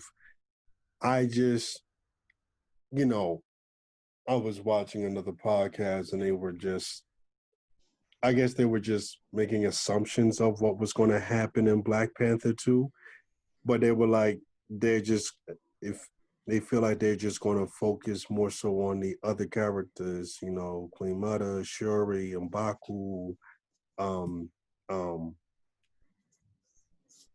what was Daniel Wakabi? Was that his name? Yeah. Okay. Characters like that. And I honestly thought that in Black Panther 2 was like, I think they announced the villain. Did they not? I heard they announced the villain. Yeah, but they ain't said the name. They just said that some guy's playing one of the villains. It's I thought they said they said the name of the actor, not the actual villain. Yeah. They ain't say who he's playing. Right. But he's one of the villains. Gotcha. So I thought they would just get right into it with Shuri becoming the next Black Panther. To be honest with you. Yeah, you know, but they would have to figure out. Well, Ryan Coogler has to figure out how he's going to explain how T'Challa passed. I heard they're gonna announce it on somewhere in the end of Captain Marvel 2. Also, so it's gonna be on Captain Marvel 2. It's gonna be Spectrum and Miss Marvel going to be featured as well on Captain Marvel. As they should. So, but I heard it, they were saying they were going to do something like an off-screen type of death for T'Challa. That was like a while back, but I don't know if they're still doing that. Was like a rumor. But I don't know. I'm still mixed. I mean, yes, classy move by them, but it's like part of me is like, you know, no disrespect to like I said the last episode, no disrespect to what Chadwick has done and build and all that. So it's like we ain't trying to forget him, but it's like, I mean, it could have been some way like they could like, I don't know. And then I was thinking like, what if they had a new cat? Like, no, that's not good either. Like they did like a Jason, like the Bourne Legacy when Jeremy Renner was remember that movie? It was probably like the. I fuck with the Bourne Legacy joint though. Yeah. So, but then they ultimately came back to Matt Damon. Yeah, they came back. Same thing like he was like, I don't know. Let's go back to what we've been doing. Oh no, it was entertaining. I liked the story, you know, the action and everything was all there. It was all part of that thing, you know what I mean? And then same thing with the Triple X when they had Ice Cube, and then all of a sudden they bring Brenton Diesel back, and then they decided to have them both did like a little scene in the last one. That wasn't. I didn't see the last one. I kind of wanted to see that out at Beltway. I was like, it's worth $5. And I only wanted to see it, not even because of Vin Diesel. I wanted to see it because, what's my man name? I went with the Force, and the Force is one with me. Donnie Yen was in it. Oh, I thought Tony. Okay. No, Donnie Yen was in it. But however, here's what I will say. Because the pattern I'm viewing in these next Marvel films, and even I guess you could say with the series, you're talking about multiverse. There could be a T'Challa in the multiverse. Mm-hmm.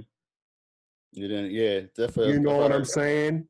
yeah, And it could possibly, granted, Michael B. Jordan won't be a part of it, but there could be a particular multiverse yeah, where he probably was, what you call, like you said, the what if thing.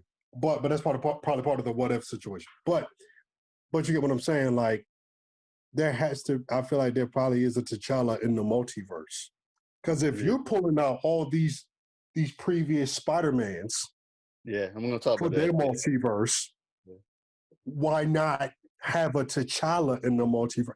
And again, if we're talking based off of comics, there's been so many times where certain characters have been killed off and been brought back. You know how many times Wolverine done died in the comics and he done came back to life because of some multiverse type stuff? Same thing with Professor X.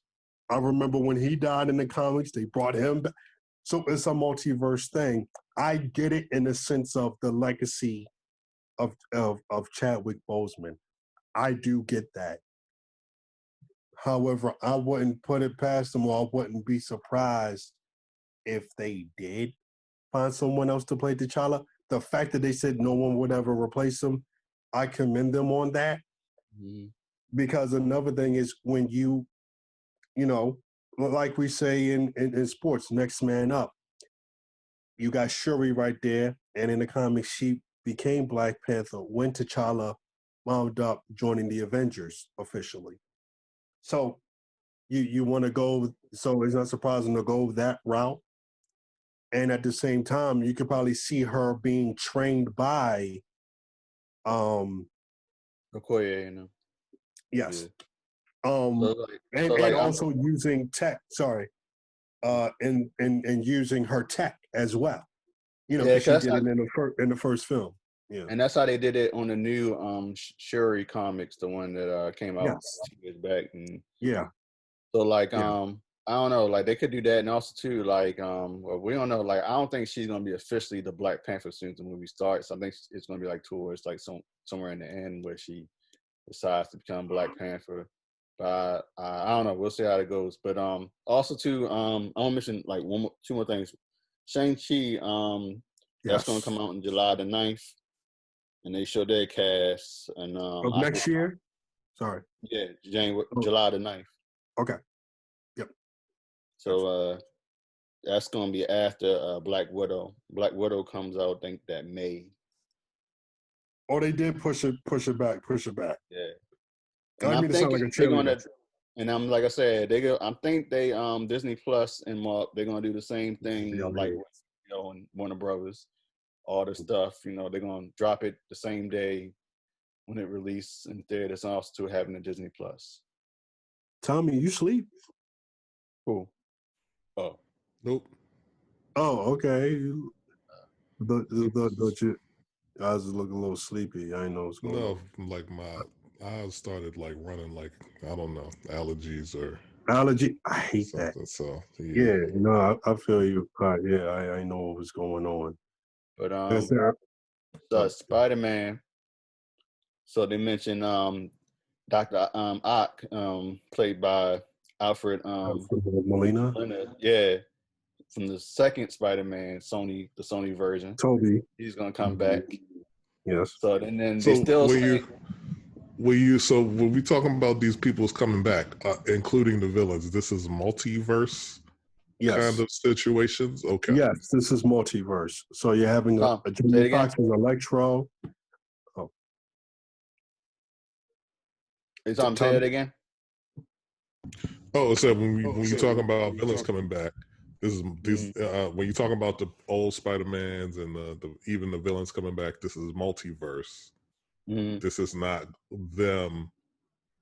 I mean, it'll all be in one movie, but it'll still be a multiverse situation and maybe. No, I think they are doing a Spider-Verse. They just you can see it. You can see it happening. Also, to the rumors of Tobey and Andrew Garfield coming back, and then Kristen Dunst.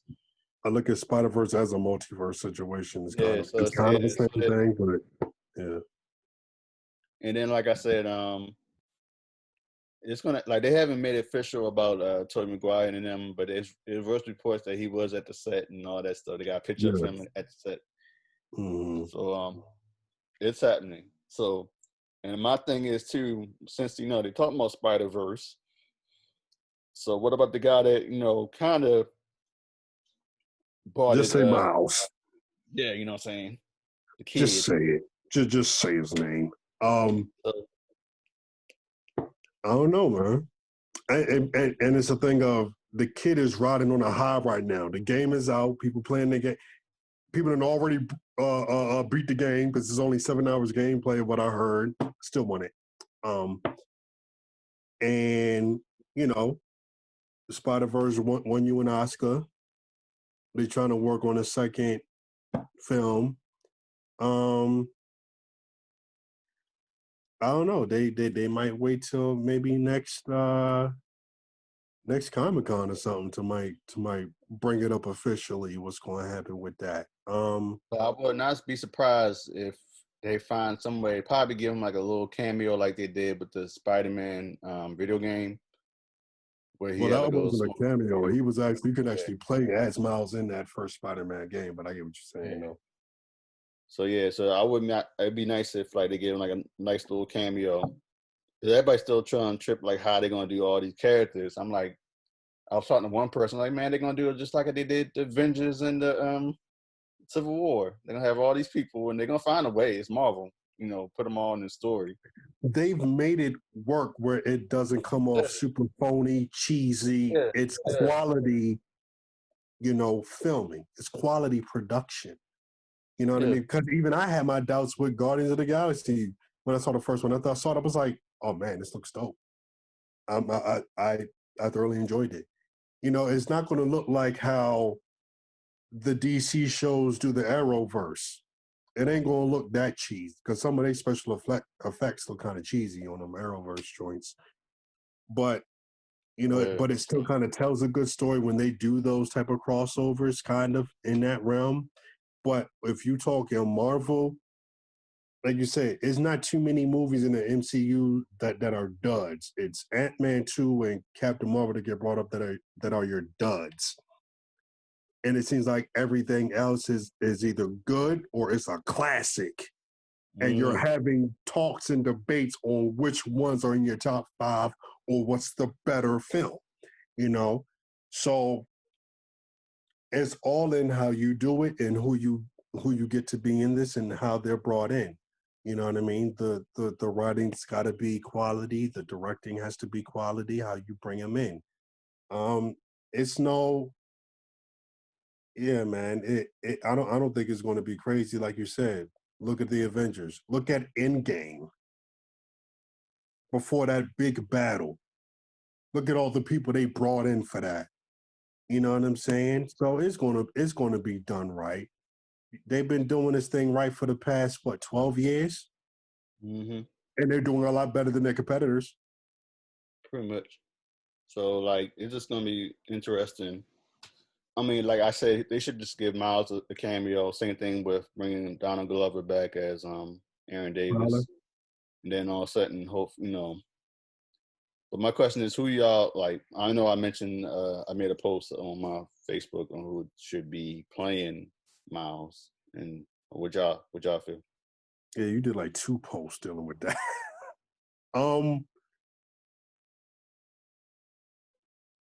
Man, I'm gonna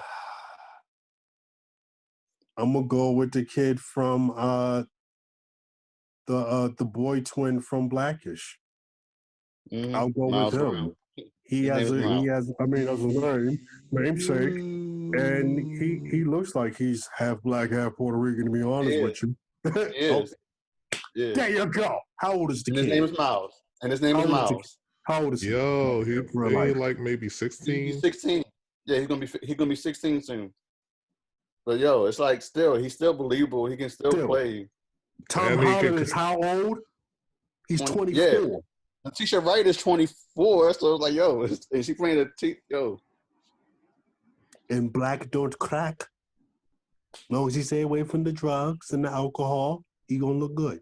They're gonna make him. Besides, he been campaigning to be Miles Morales for like the past 4 or 5 years now. Yeah, So you've been like, telling us that. yeah, on his IG. Yeah. But I wouldn't be surprised if they went with someone Already in the Disney younger, family too. and he's all but I wouldn't be surprised if they try to find someone younger. But as of right now, like you said, let's just say within 2 years, he could play him. Even at 18, he could still play him. Hell, even at 20, he could still play him. That's what I'm saying.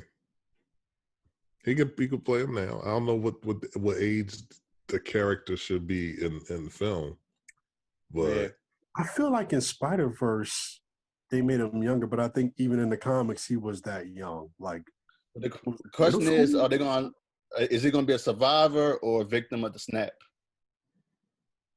That's a great question. So yeah, so like they can go either way. That is a great question. They can go either way. Like so they can go either way with how they're gonna do it.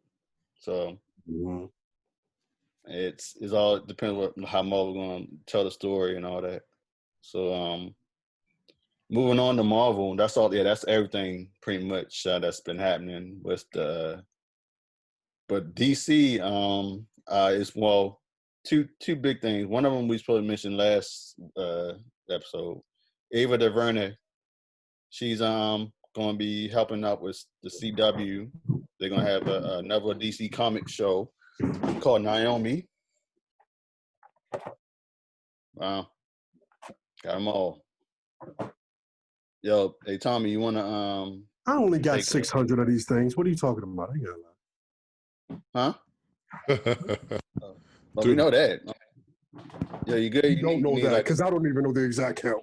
I just gave you an estimate. Huh? Don't worry about it. I said, okay. I said, even Tommy, I don't know the exact count. Yeah, you say you don't have the exact count. You don't even know. Yeah, I don't even have the exact count. So you don't even know. No, I don't. I think if I actually go through all my bins, I will be surprised at some of the ones that I have. But I will be doing that soon, though. Hey, Tommy, you need like a minute or something? I'm cool. Oh. All right.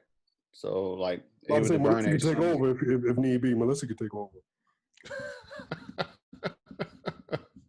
Tag in.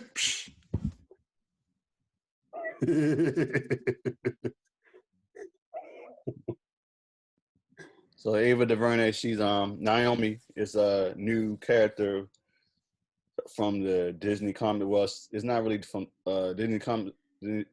DC Comics has their own. What's the name of the label that she's on? That's I forgot the name of it. Yeah, but it's I know part what you're of talking about. DC Comics. Yeah.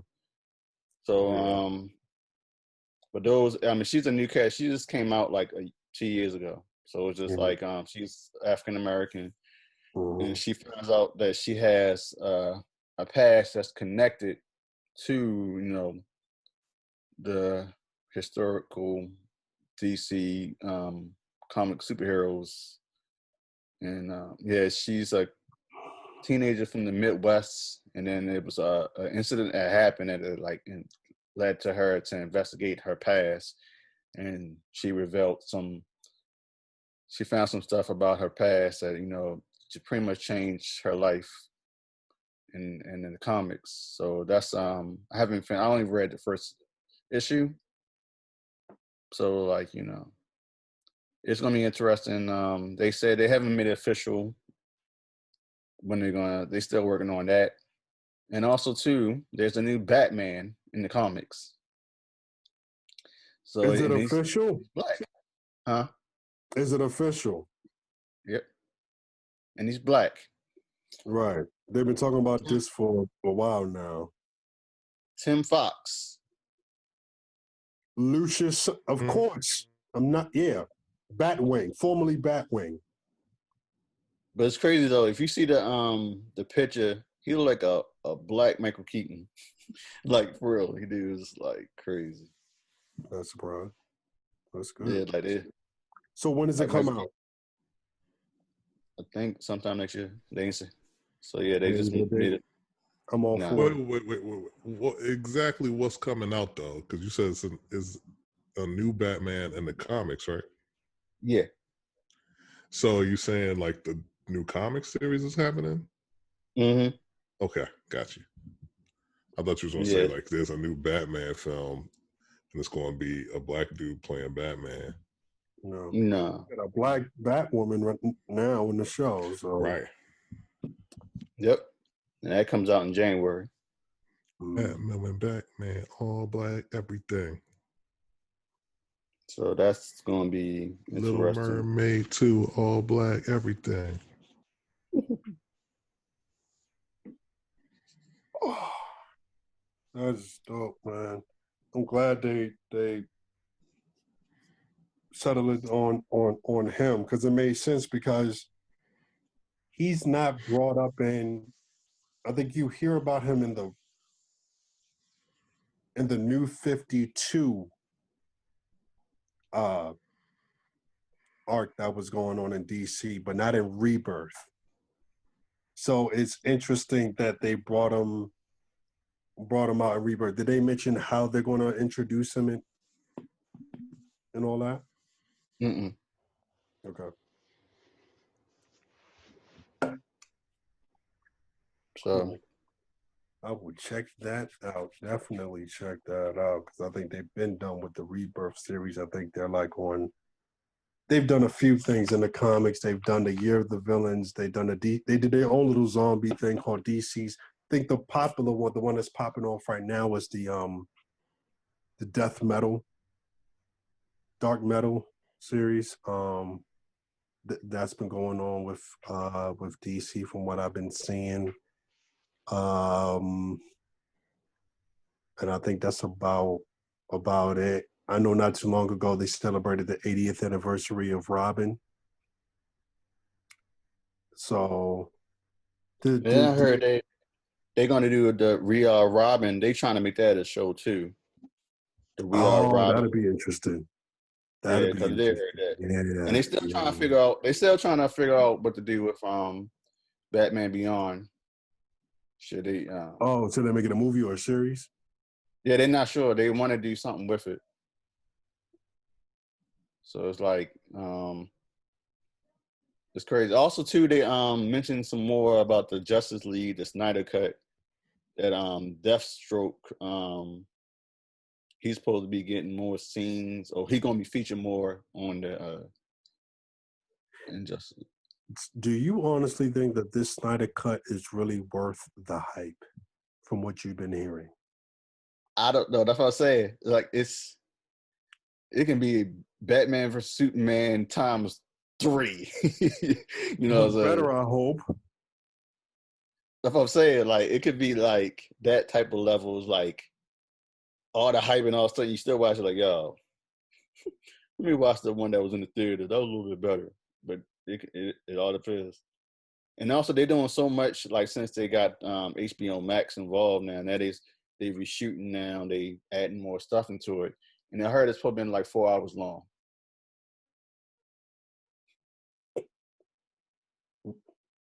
The Snyder Cut of the film is 4 hours long. Yeah, So close to 4. break it up like are they going to break it up like Lord of the Rings or like Endgame? How they did Endgame and Infinity War? They're going to do 1-2 First hours. part, second part. Yeah. Or do like if y'all had the Malcolm X Spike Lee joint on VHS. Oh, when it was like 4 VHS tapes. Yeah, and then also like they stop it. They're like, "Hey, we got an intermission. Go ahead and take a break. Watch the Insert tape 2, like them games where you be like insert disc 2. Yes. Yeah. Yes. Hot dog. That's crazy, man. Yeah, so I don't know. Like, yeah, the hype is definitely there, but it's like, and also too the controversy behind the scenes with Ray Fisher. He was, well, it wasn't about Snyder. It was about the other director. It was about Whedon. Joss Whedon. And how you say he been abused and all that stuff. Yes. Yeah. So yeah. Mm-hmm. Interesting. See how that goes. Yeah, I hope the Snyder Cut is worth the hype, man. For real. They've been talking about this cut, I think, since Justice League, the first Justice League film came out. So, yeah. So Don't just sue them, Snyder them. Y'all that's seen a that good joint? one. That's a good one. That was fire. Yeah. Yeah, y'all have you heard that commercial though? That's legit slogan from like a law firm in Yeah, Baltimore. Snyder, Yeah. Cohen, and somebody else. Yeah. Like, Yeah. don't just sue Just them, Snyder them. Yes. She was like, and they were afraid of my lawyers, and they were no. Yeah. And this was a big time company, and they were afraid of my lawyers. Yes. Cochran, That was anyway, dope. so that was extensive. No, wait, did you? Okay, we got to the Star Wars. Yeah, we did the Star Wars. Yeah, More right stuff after on the that, list. he went right into DC. Yeah. So he was done with the Disney Star Wars Marvel thing. Because I know you said you wanted to talk about everything in that situation. At least I thought you did. But he went right into DC. So I mean, please, whatever thoughts you have. Yeah. No, I was just saying where we was at with everything. Oh, okay. I thought you had something to speak on that. Cool. No. Okay, cool.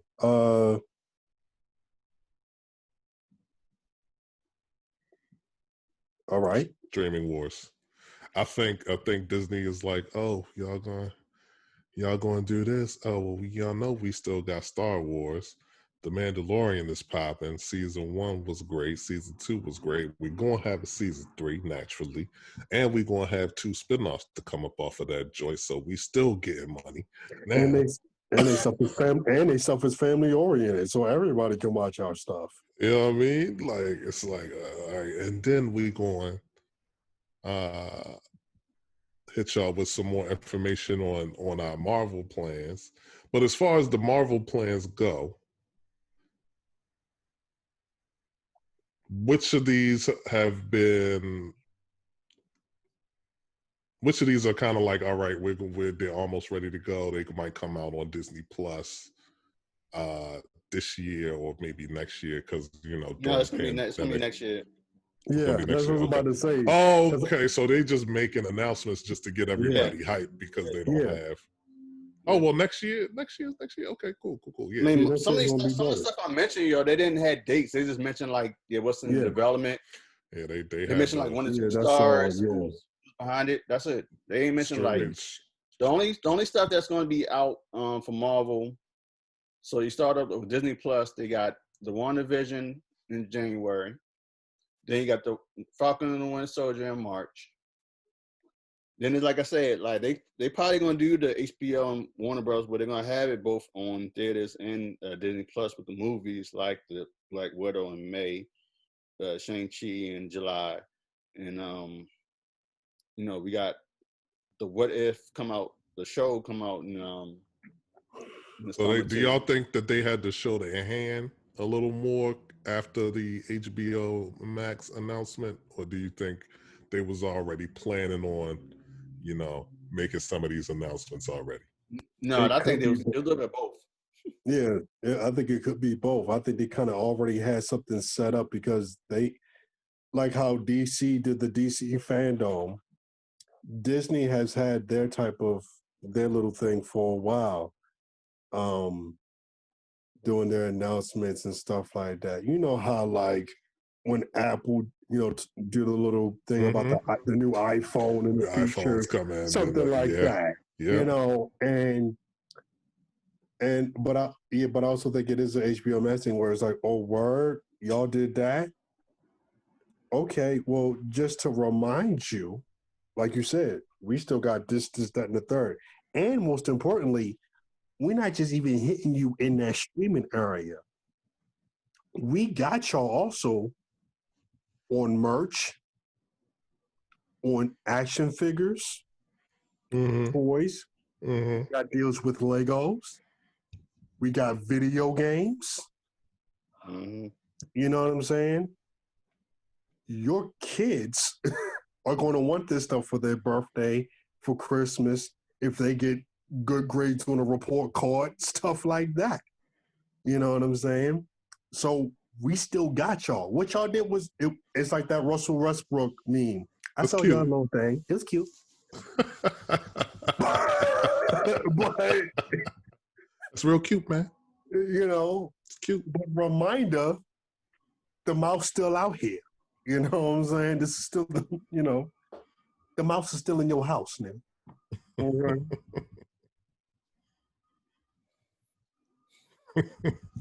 Mickey's gonna get that dough. It's gonna get that cheese. The mouse gonna get the cheese. That's what I'm saying. That's what I'm saying.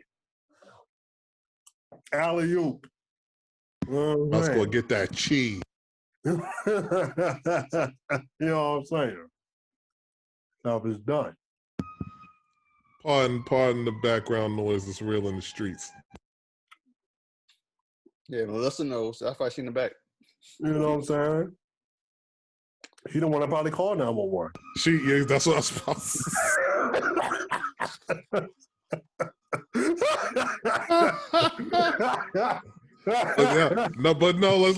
Let me make sure Melissa is not a Karen. You know, there was real. She's a real one. There was real. Yeah. There was real conflict in the streets. You know, she's the real one. She is not a Karen. She is not calling the police just to go after black folks because she didn't like that they asked her what time it was.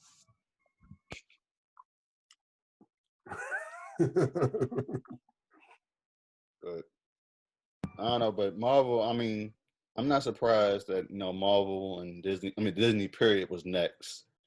Because they got so much, you know, content from all those affiliates from Marvel and Star Wars, and then also to their own stuff. So it was no surprise that they were going to be next. So it's like, they're like pretty much the biggest one out of, you know, outside of the Warner Brothers and Universal and all them. I think Universal going to be next. And then, you know, Paramount, you know, they're going to, it's crazy to me how some of these, like these studios, like if they do like connect with, like I said, I was surprised Warner Brothers was going to go to HBO because, you know, Warner Media owns that. So it's like, yeah. So as far as Paramount and Universal, they owned by NBC. So it's like, yeah, of course they're gonna go to the Peacock. So it's like, yeah, Peacock Premium maybe. Yeah. So then like Paramount, don't know. Like they could, like I was saying, like somebody's gonna go to Netflix. I want to say probably connect these dots for us, son. Word. Yeah. Word. Like they can go to either Netflix or Amazon. Yeah, so cause they have stuff on both those streaming networks. So it's like it could go either or. So and the Fox choice can go to Hulu. Yeah. So and then also too, like I was gonna say speaking of Netflix, I saw Anthony Mackie and so homeboy from Snowfall. Yeah. Are gonna be in a new joint. The new joint that's dropping on Netflix. I don't know when it's coming, but I was like, oh, okay.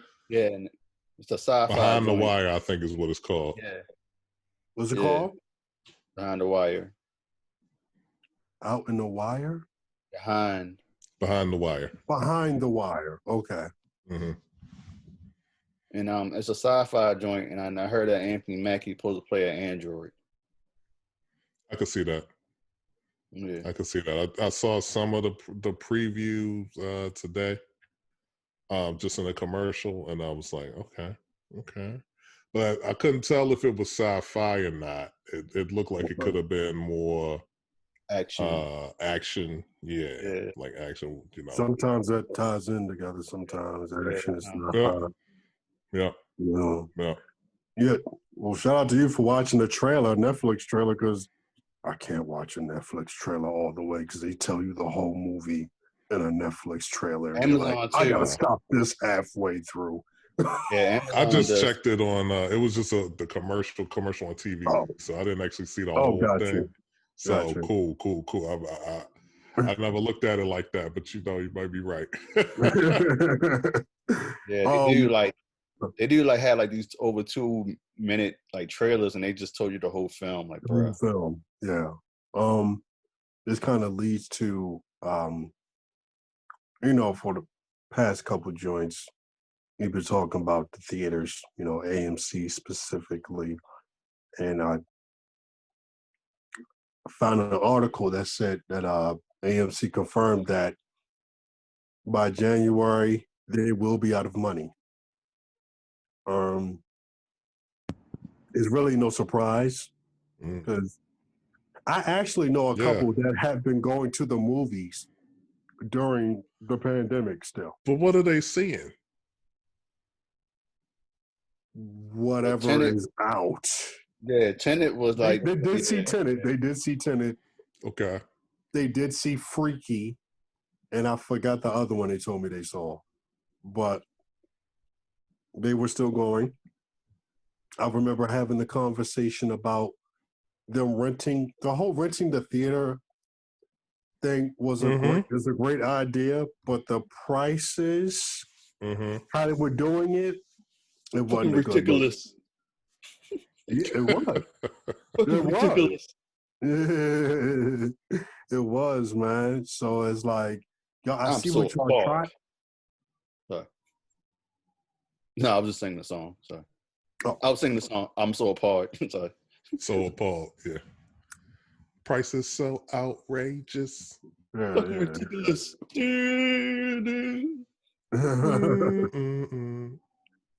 I'm so appalled. Spall and ball. Yeah. So it's like I see what they were trying to do, but they didn't execute it right, where it was of the advantage of the consumer. And it's like, well, us as, customers, consumers, moviegoers, whatever title you want to be called when it comes to the movies, we've been complaining for a while about prices. Yeah. Yeah, they steadily Whether it going was up. ticket prices, snacks, whatever. Yeah. We've been complaining This about might be it. the end of the movies, end of the theaters, dog. Hey, R.I.P. to Cine Bistro. Yeah. Never been. The experience was dope, but it wasn't nothing that you would really go to like every week, every other week. You would go depending on the movie and on the occasion. I went last year for my birthday. But folks that's watching, real quick, I'm just gonna say, yeah, Cine Bistro is a movie theater in Baltimore, Maryland. It was in the city. But also good part of the city, decent part of the city. Yeah. The Gucci part of the city. Yeah. The gentrified. Hits is not gentrified. Actually, no, I wouldn't say it's been white.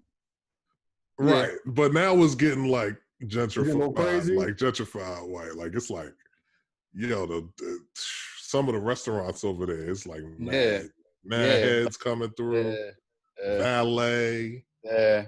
You know what I mean? That's what I meant. So I wouldn't call it gentrified. I'll call it remixed, maybe upgraded, updated. I mean, the Rotunda. I was cool with the Rotunda.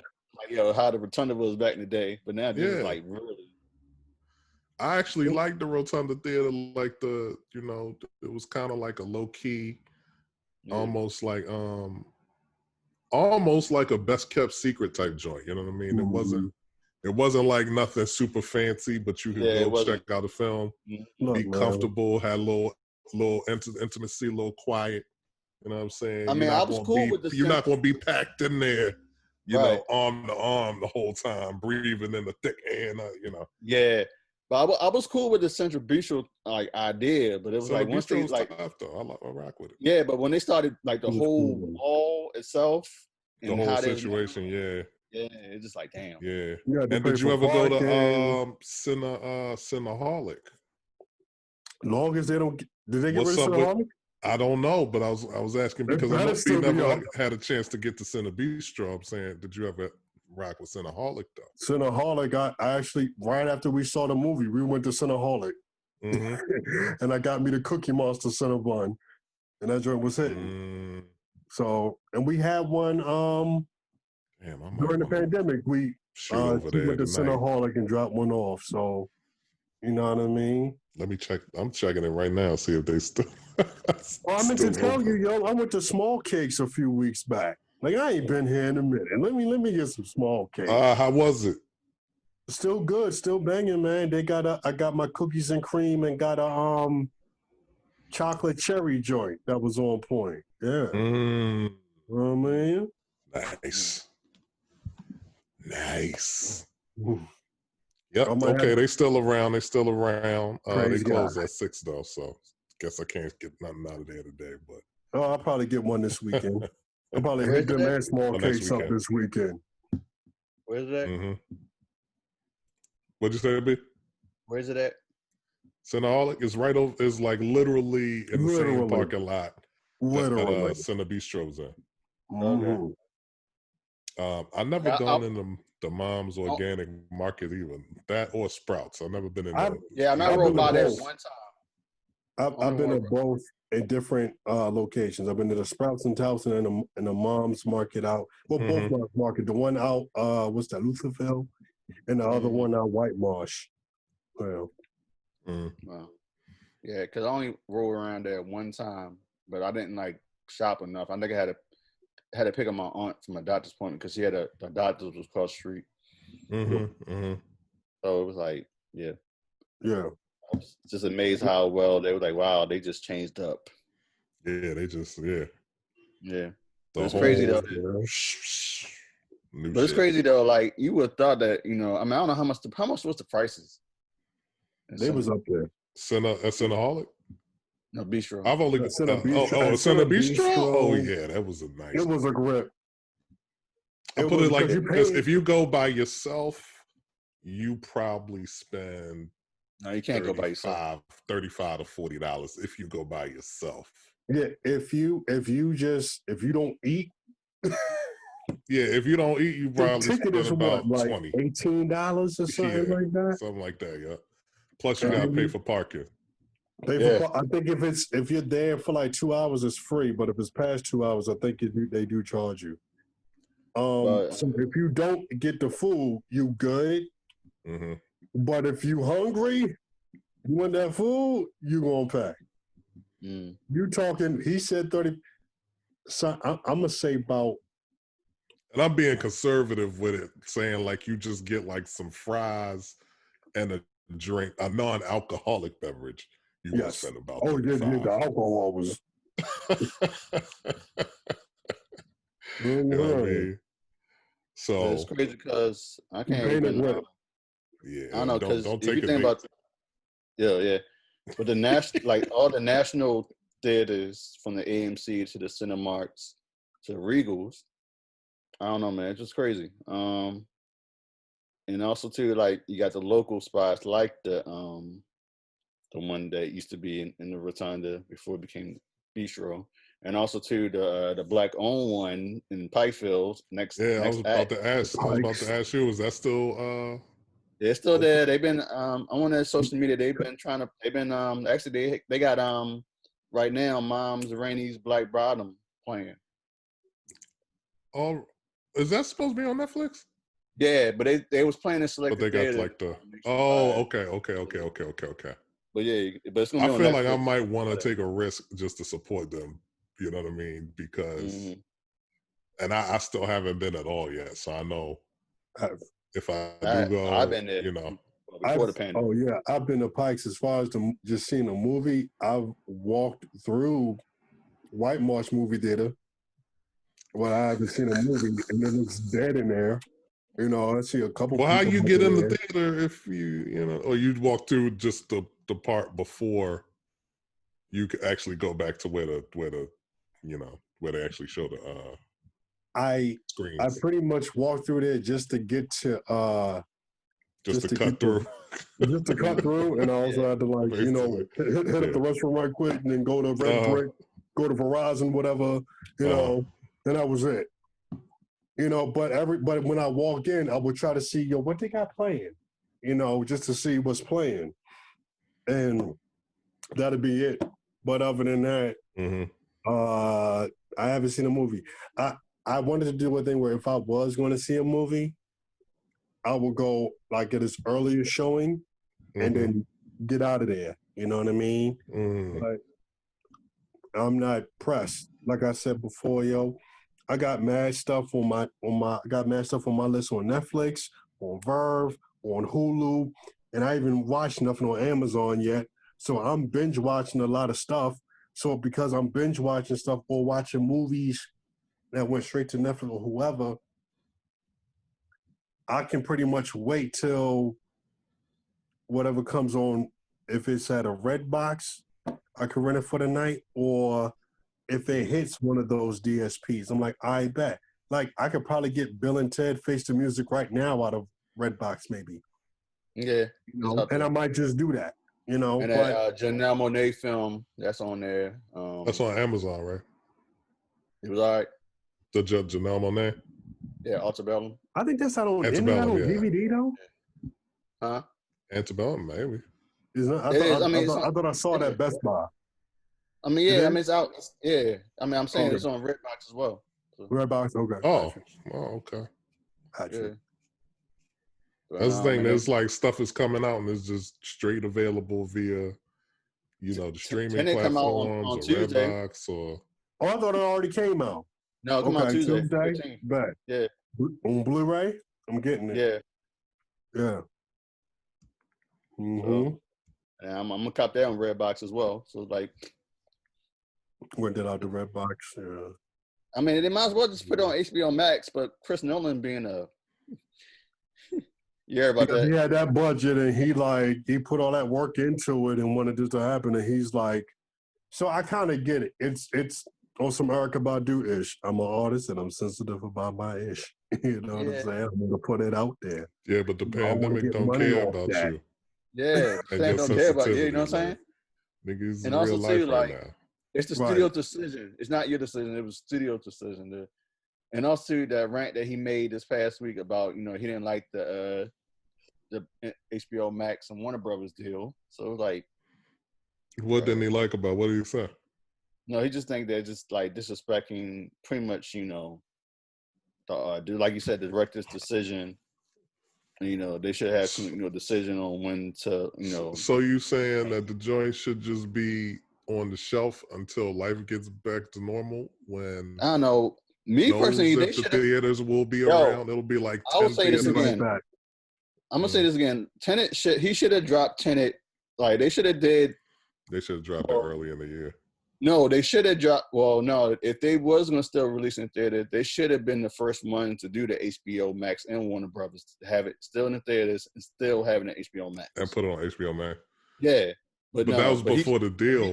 But it was because of him that the deal got held up. You think? I don't know about that, but he refused to have it streamed. He wanted to be strictly for the theaters because he shot it in the IMAX and all that. But it was like, bruh, nobody ain't trying to go to the theaters. Niggas got some crazy, niggas got big ass 4K, 80. It's like, that's what I was thinking. 55 inch, you know what I'm saying? Cats got some technology at the crib now. You know what I'm saying? Chris. Yeah. Like he was like, no, it's like, no. Surround sound. Yeah.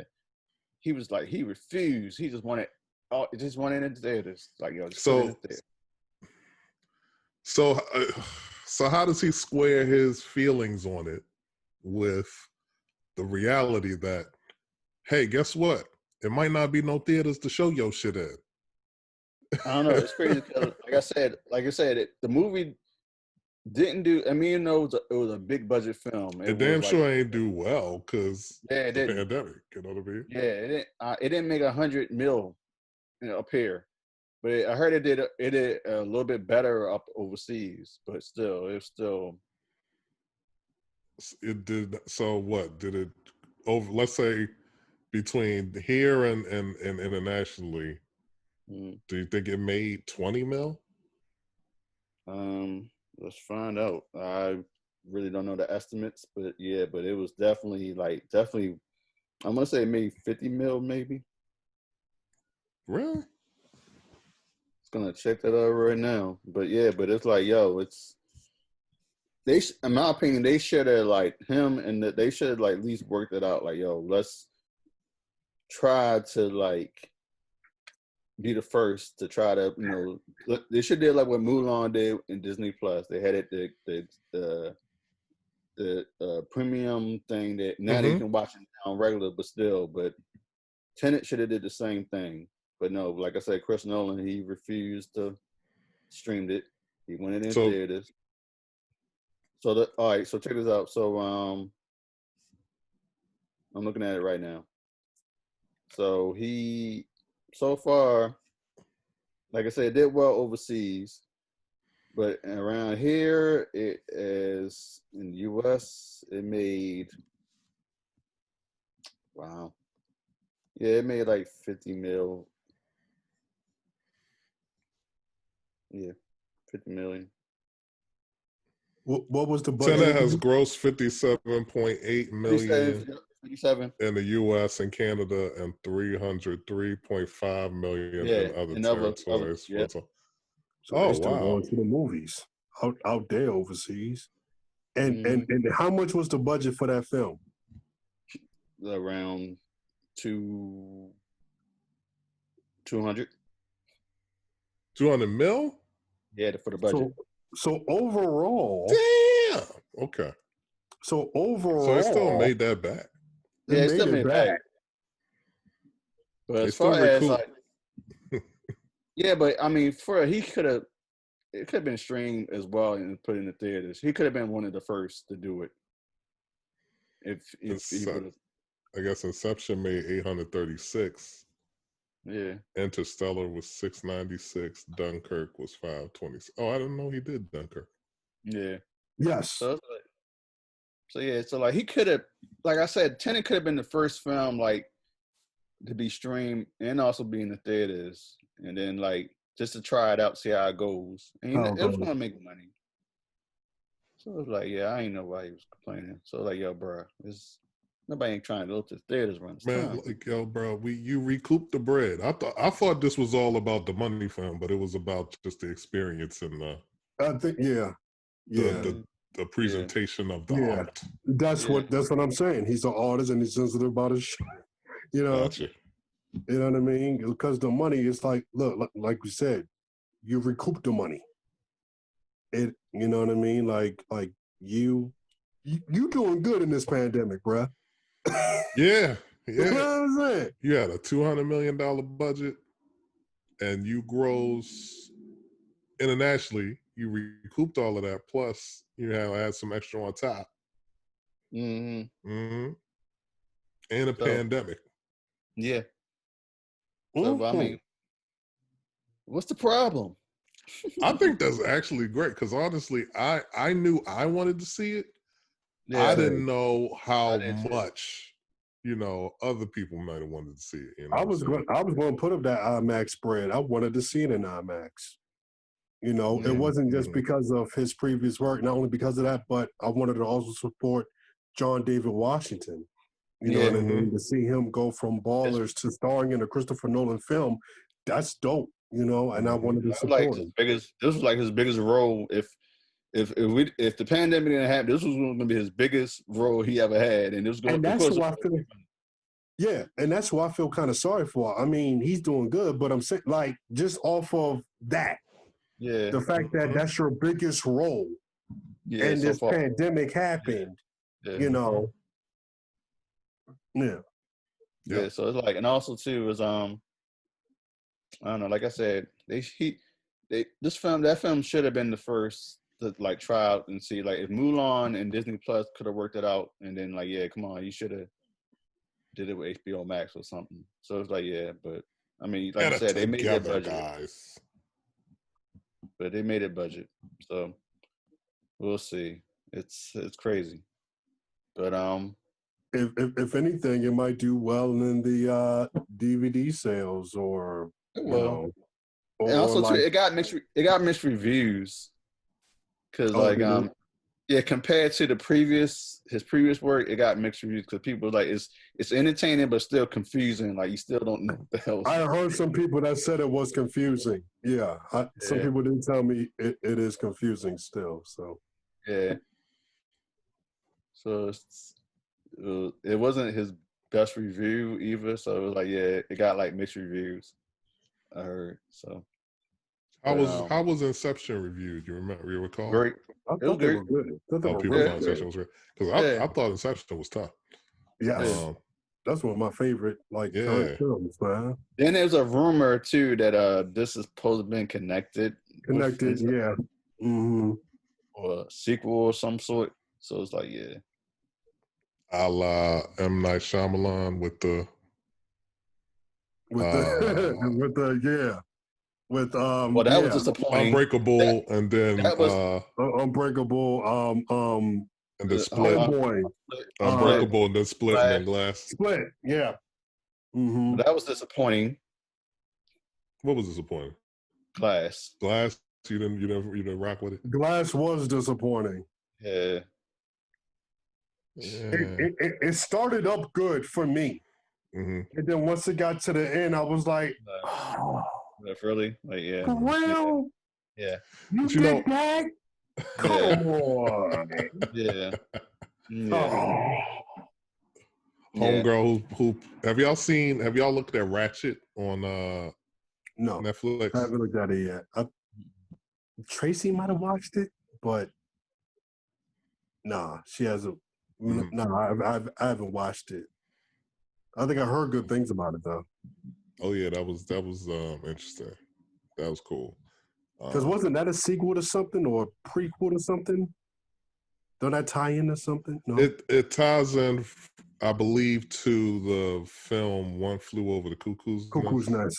That's what I heard. I'm not sure how exactly if it's a prequel or something different, but yeah, there's that. But the woman, the main character in that, it was the woman in the one who flew over Glass. Oh, Glass. Oh, yes. Glass, yeah. Yes. The actress in that, yeah. Yes. Sarah Paulson. Yes. Good actress. Great actress, actually. She was in Bird Box, right? Was she in Bird Box? Or am I getting confused with somebody? That's Sandra Bullock. But she was in Ocean's 8. I thought she was her sister or whatever. Well, she was in 8, excuse me. Not Ocean's 8, but 8. Oh, God. Ocean's 8 was okay. Bird Box. Really? And I haven't watched Bird Box. I haven't watched all of Ocean's 8. I personally felt like just kind of like the whole vibe of the Ocean's 11 series. They were trying to do something like that, and it just didn't come off good to me. It was cool, but I ain't gonna lie. I wanted. Well, can I say? Can I speak on it like that? This is a safe space. Okay, cool. So because Danny died, but I was like, no, he ain't died. And then at the end, when she's talking to his grave, I'm like, he's gonna pop out, right? He's gonna show up like sit behind us, something, right? Yeah. No, it just ends as credit. It's bullshit. It was all right. Well, I don't think they was gonna make it. That's all that. It's all right. It's all right. It was okay. Like I can't fully knock it like you did, Tommy, but it was okay. I saw what they were trying to do. That's what I mean. It was okay, but I just didn't appreciate. I preferred the Ocean's 11 situation. I do too. I think it was interesting to see some of those actresses play those type of roles. I always am surprised when I see Awkwafina in something with a big budget because I just see her as this comedic girl. She also can rap, but she's doing what she's been doing lately, man, has been amazing. And I got to shout her out, man. Awkwafina's doing a thing. But it's like, wow, I see her just coming from that comedy background, and also she raps a bit. Because I saw that documentary she was in. Y'all know what I'm talking about, right? With the Asian rappers, Dumbfounded is in it. Yeah, I still want to see that film, The Farewell. that like she did last year. That Yes, was I like wanted to. Yes, with the grandmother, right? yeah, Yeah. yeah, Mm-hmm. yeah. Yeah. I want to see that. Yeah. I I'm think it's on. surprised that's not on Netflix because that was what, a year, 2 years? How long I ago think was it's on Amazon. it? Was it on Amazon? I think I want to say so. Okay. Okay. Check that out as well. Check that as well.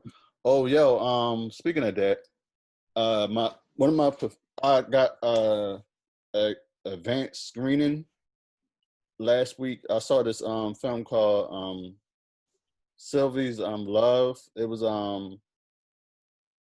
it got Tessa Thompson and the husband of Kerry Washington, who used to be a football player, but now he's an actor now and the producer. Can't pronounce the name because it's like an African name. African dude. Yeah. Yes. Yeah. He was So a this beast too. Cornerback. yeah, Yep. cornerback. Yeah. So like this film was took place in the 50s. So the previews, it made it look like it was like a black La La Land, but it wasn't. It was it pretty much better, but it was a good, nice little love romantic drama. Took place around that time, and yeah, and it was he produced it too. So it was a good film. It was really like I liked the they had good chemistry, him and Tessa, and then like the way the feel, it definitely felt like it was like those old school like romantic joints that was out in the 50s and things, but it was starring black folks, so it was like it was kind of dope though. And also too, they had like a little social commentary too about that's kind of like relevant about women in the workplace and the struggling artist type, because he was a jazz musician. So it was I saw that this couple of days ago, and it's gonna be on Amazon Christmas on Amazon Prime. So yeah, it was a good film. Sylvie's Love, that's what it was called. I may have to revisit my stance on the Rockets' chances this year. B said that they look like they're going to the Western Conference Finals. I'm not quite there yet, but after seeing John Wall, looks like he's ready to be John Wall again. Well, that's good. DeMarcus Cousins looking like, ready to be DeMarcus Cousins again. College teammates having fun playing with each other. That is and happy then, that they playing again healthy. For you now. got James Harden coming back, which coming to join the team again.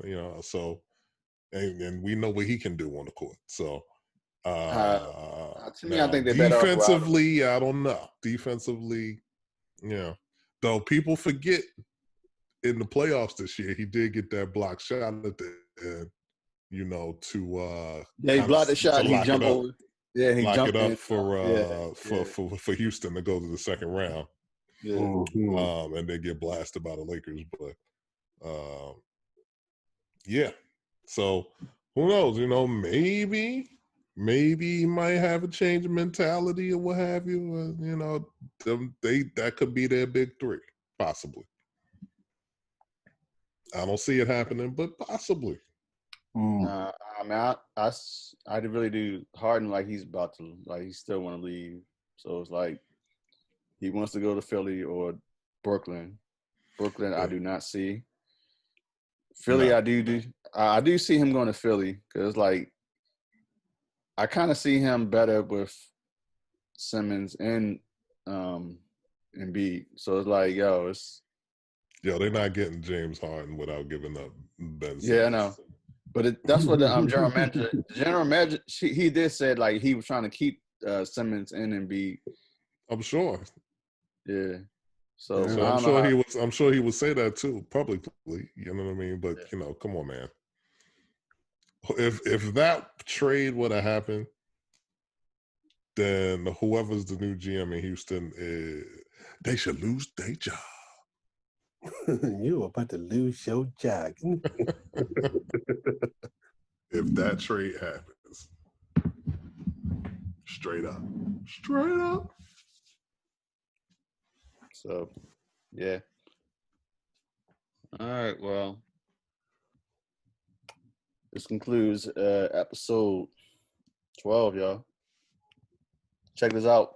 Follow us on IG, Facebook, Watch the episodes that's on YouTube. Anything else? It's Sagittarius season. We gotta say happy birthday. Birthday, Antoine. Happy birthday to Twin. Happy heavenly birthday to Antonio, aka Bird.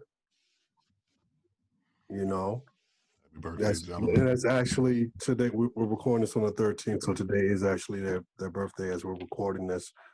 Know a lot of birthdays. Happy birthday to Tierra down in South Carolina. Happy born day to my big sis out in Cali, Tria. Old co-worker of mine is Debbie. There's some people in the 17th and 18th. I can't think of their names right now. Facebook will remind me. And yeah, that is about it for the birthdays that I know of this week. So shout out to the Sages. Happy birthday, happy belated birthday, and happy early birthday to all my fellow Sages. And yeah, that's all I gotta say. Cool. Tommy? Yep. Cool. All right, y'all. Holla at y'all. See you on next episode. Easy. Peace.